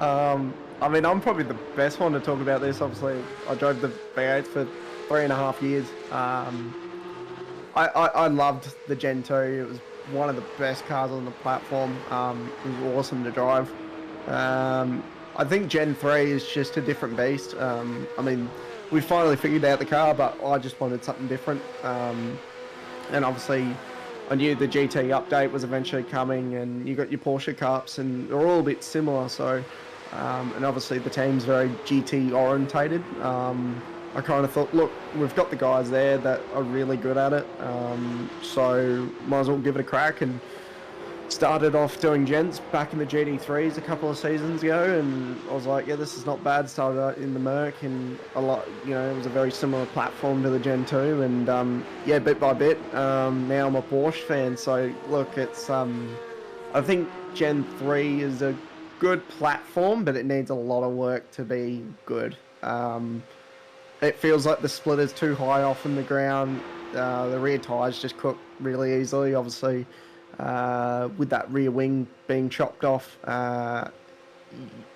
iRacing is very supported by wings and slicks, as the easiest way to put it. And when you take aero off, it just really damages the tyre a lot. So when you do Gen 3 racing, it's kind of like you've got 3 laps to play with, and the rest are just... everyone's at the same level, and you're just saving the tyre as much as you can. which is not ideal. I think it's just very boring racing compared to this. Like you saw here, we had like 3 cars at the end just absolutely going tooth and nail, where I was just pushing the car to its limits, you know, really pushing the tyre, really pushing everything, which you don't see in Gen 3 anymore. It's really... I was teaching Harry Lillis to drive a Gen 3 the other night, going like, you know, be careful of the weight transfer, be careful of this, that, like, and just little stuff, you know, and there's little tricks in that car too. And the setup window is very open at the moment. So, yeah, look, if you don't get it right, you're not open, it's very tight. So if you're not in it, yeah, you're nowhere as well. So it doesn't show your driving talent, it just shows what the team's capable of sometimes, which is kind of annoying as well. So that was why I transferred over, where I just ran a setup shop tonight. We're still working on our 24 dock. Denchi's actually texting me now about tuning the car, but yeah, look, it's I think it's just, yeah, the setup window, I can just jump in here with a half decent setup and, you know, just drive the car instead of the car driving me, if that makes sense, in a weird way. Yeah. So it's nice to yeah, come over this way, and look, it's been good. I think the atmosphere is a lot better, and yeah, it's really good. I like the GT community at the moment, so I think it's refreshing in a good way. All right, from I see you've taken Chapo's monologue and raised him. So Chapo, right of reply goes to you. Told you you'd be fine on bedtime if you wanted to stretch it out, Zach. But yeah, I think there's a few reasons. Like that, you know, it's a whole new car. You know, it takes a lot of learning from these guys that have done it for a long time. But yeah, I guess, you know, like, it probably does help having, once again, a bit of a peak series like you've got with GT Pro. There's, you know, a bit more attention put on it. I think, you know, a similar thing once again could happen for Porsche Cup. If there was a really, really peak series, you might get a whole bunch of guys in that. And there's a few very, very fast guys, but, you know, it's not to the same degree as a GT3 or a supercars with the number of, you know, super talented guys within it, despite being, you know, like a really good car to race and all that sort of thing. So I think that does play a part. But yeah, I mean, you know, you got to get bored doing supercars all the time. It's just trying to keep your tyres and keep on track. I mean, I've never mastered the car myself, so I won't be. Connor is probably right to take the answer to the question, quite frankly. Given every time I tried, I, you know, understeer off track or something. Yeah, I would say the Peak Series probably does play a big part, and there are some really good leagues that are out there for it. And also just it's accessible. You've got also all the endurance races who run GT3, right? So that always plays a part, because pretty much everyone's going to do it at a relatively high level at some point, because, you know, most high-level drivers at some point will be doing team endurance races. All right, good luck to both of you boys if you're lining up to, tomorrow night in our open wheel double header, and also good luck over the course of the weekend in the Nurbs 24, and look forward to catching up with you next week. I think we'll wrap it up there, boys. I don't have any further questions for you. You survived the green hells, so go and celebrate that. Game on as far as the last couple of weeks of the championship are concerned, Chapo. In fact, that does lead me to one last question for you, Connor. Thank you. Appreciate your help as always. But Chapo, the last one to you, mate. And this is with regards to the title fight.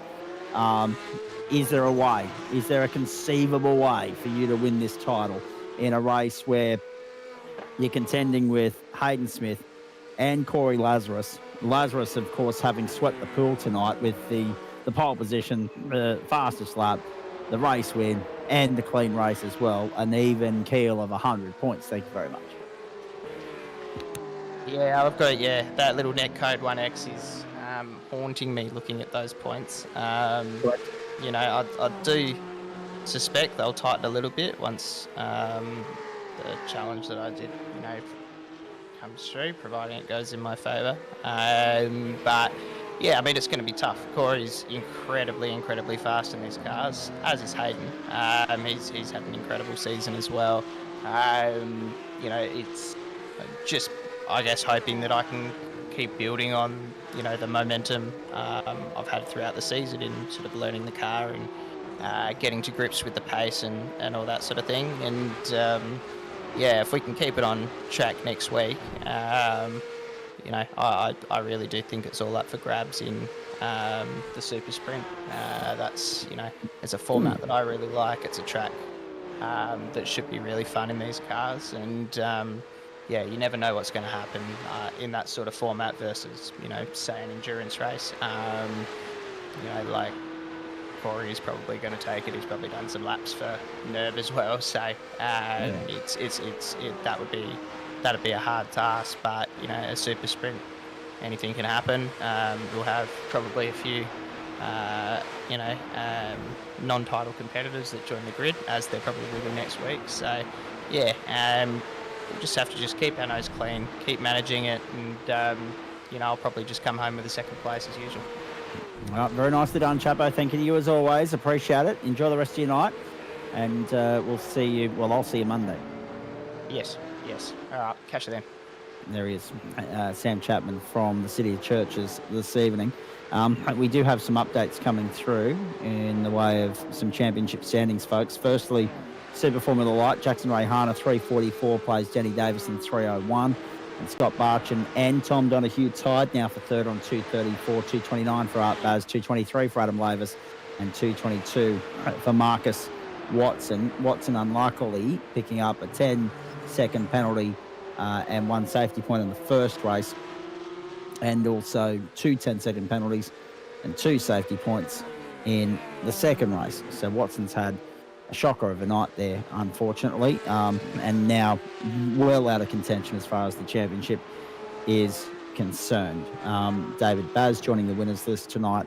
Jackson Rayhana adding his name to it again, and a run now of 4 consecutive races where he hasn't finished off the podium.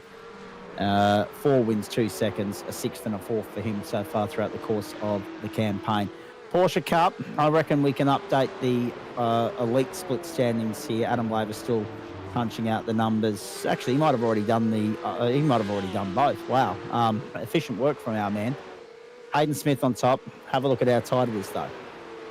342 plays 333, 317 for Sam Chapman, 265 for Stuart Ellis, 228 for Reg Burke, and 214 for Eric Fenton. 205 for Paul Wilson, Adam Lavis, Oscar Haynes, Jared Knight make up the top 10. Haynes a DNF tonight, and Eric Fenton as well.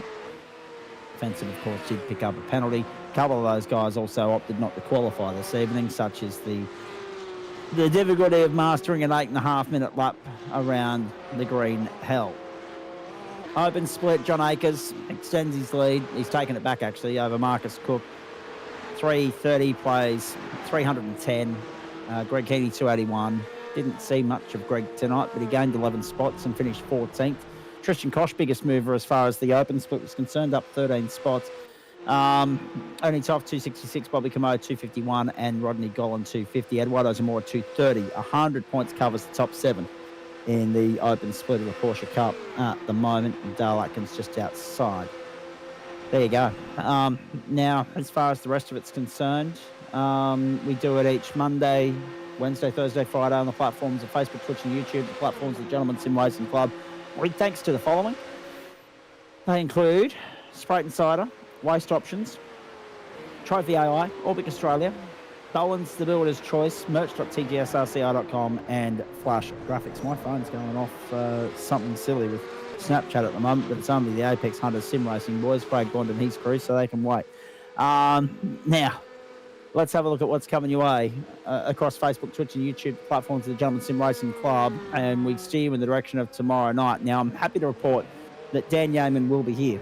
He'll have Greg Heaney and Nick Fodiatis and a complement of people with him to help present to you Friday Night Motorsport. I'm disappointed that we can't bring it to you from the Buckaroo Motor Inn in Warwick, but I think after the events of today and yesterday, it's probably a good thing that I have the night off. Oran Park, the venue first up for the Formula Ford 1600s. That's 2 sprint races. That's 7:30 Eastern. Then on to the IndyCars at 8:45 from the famed Road America circuit. and a 65-minute journey there, 8:45 Eastern. Watch out for our mate Matt Schmidtke out there on the racetrack as well in both of those after doing a great job here in the booth with us tonight. Mountain Men, Mount Panorama Bathurst, of all places, yes.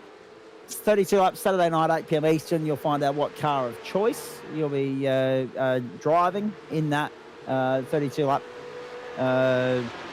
outing. On Saturday night, you'll find out in tomorrow night's broadcast between the Formula Ford and the Road to Indy.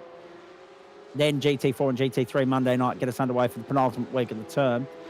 And that's coming to you from Canadian Tire Motorsport Park. 30 minutes of journey there, 7:30 Eastern. Then onto the circuit to Spa-Francorchamps for the penultimate round of GT3 and a 60-minute race there from 8:30 p.m. Remembering that we're back here at the Nordschleife for 90 minutes in week 10. So you're getting all the big heavyweight circuits of World Endurance Motorsport over the next couple of weeks. There's no doubt about that. Tuesday night, the entree will be the Downforce Legends into a little bit of Titanic CR.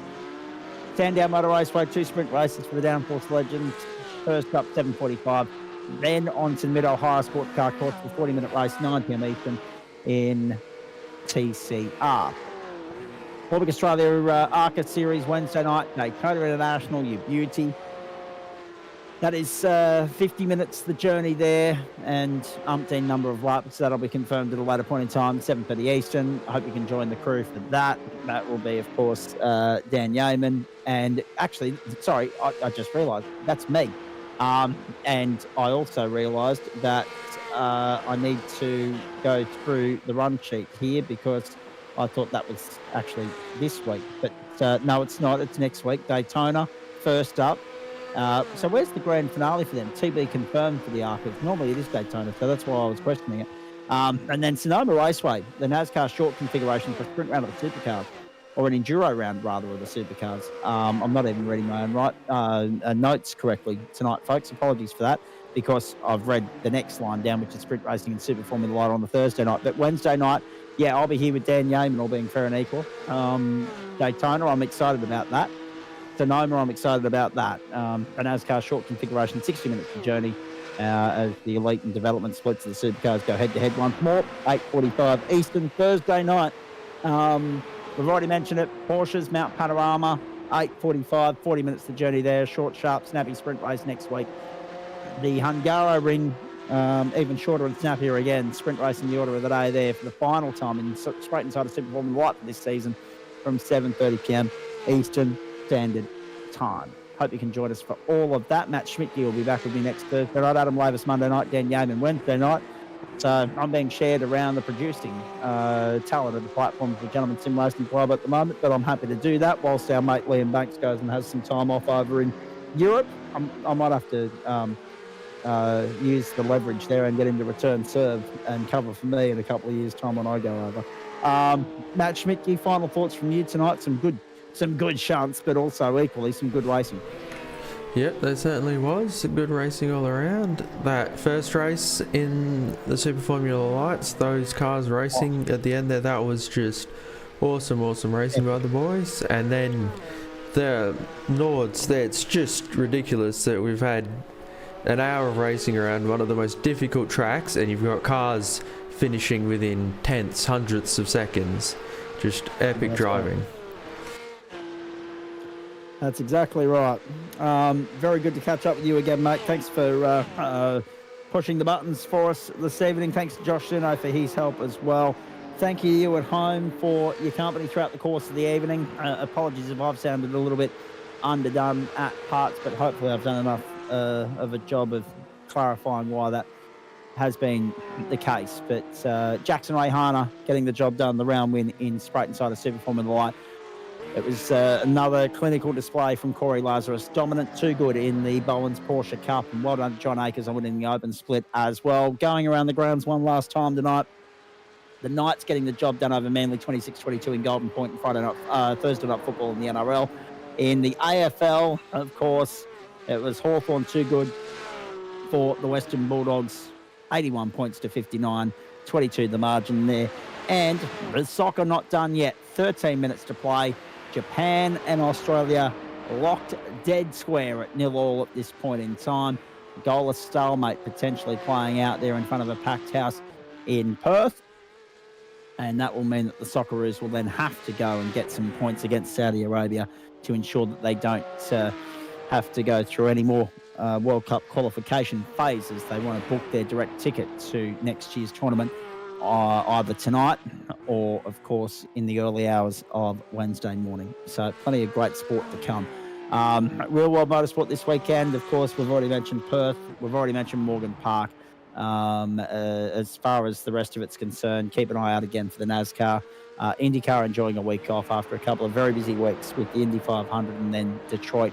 But, of course, we also have the MotoGP round from Aragon. So that's a swap around because Aragon's now in June, Catalonia in September, but it'll be well worth the price of admission to tune in to that on Sunday night. Given what we know about the dominance of Marc Marquez so far this season. Big freeze at the G on Monday, so it's a public holiday, long weekend in progressive and civilised parts of the country, not Western Australia and Queensland. There's a reason I said progressive and civilised. Final round of the French Open, so the semi-finals are being played tonight, tomorrow night, final Saturday and Sunday. Of course, as far as the rest of it's concerned, what else can we tell you? Sunday night AFL, of course, NASCAR Michigan, Sail GP in the USA, it's important to note as well. The Australian Swimming Championships getting underway on Monday too, and of course, big freeze at the G highlights a big public holiday, King's birthday Monday. I look forward to your company Monday night. Matt Schmidtke's back here next Thursday night. He's in the driver's seat tomorrow night, so we wish him the best of luck with that. We hope you've enjoyed this edition of Thursday Night Motorsport on the platforms of the Gentleman Sim Racing Club across Facebook, Twitch and YouTube. On behalf of Matt, Josh Duno, the entire broadcast commentary and production team here. Hope you'll join Dan Yeaman and team tomorrow night for Friday Night Motorsport, our open world doubleheader. Hope you'll also enjoy the real world offering throughout the course of the weekend. And good luck to our members that are contesting the NURBS 24-hour here on the famed Green Hell Nordschleife at the Nürburgring in Germany throughout the course of the weekend. They'll be very weary-eyed by the end of that because unlike some of the 24-hour offerings, that one will be very mentally taxing and challenging for them because A, they're contending with a very unlit racetrack in most parts, and they're also, of course, dealing with one of the most notorious circuits in world motorsport where you need a high level of concentration on every single lap or you pay a very hefty price. So it's probably the more mentally taxing of the Enduros they'll contest this season. We wish them the best of luck with that. We hope that you'll have a great weekend, everybody. A long weekend, as I said, for most of you, so make the most of that. We look forward to your company tomorrow night to wrap up Week 8 and on Monday when Week 9 gets underway. Until then, on behalf of Matt Schmidtke, all the crew here, I'm Zach Caben. We wish you a very good night and we look forward to your company again tomorrow for Friday Night Motorsport. And then, of course, on Monday to start this penultimate week of Term 2 as we edge closer to the end of the opening half of the 2025 season. This historic 21st season of the platforms of the Gentleman Sim Racing Club, dishing out some great entertainment for you and for us as well, but it's not done yet. 2 weeks left, champions to be crowned, and what a fascinating prospect we've got in quite a few of our championship fights at this point in time. Enjoy what's left of your Thursday evening, ladies and gentlemen. Go and watch the last 10 minutes of the soccer. We'll see you tomorrow night for Friday Night Motorsport, and I look forward to your company on Monday. Have a great weekend. Bye for now.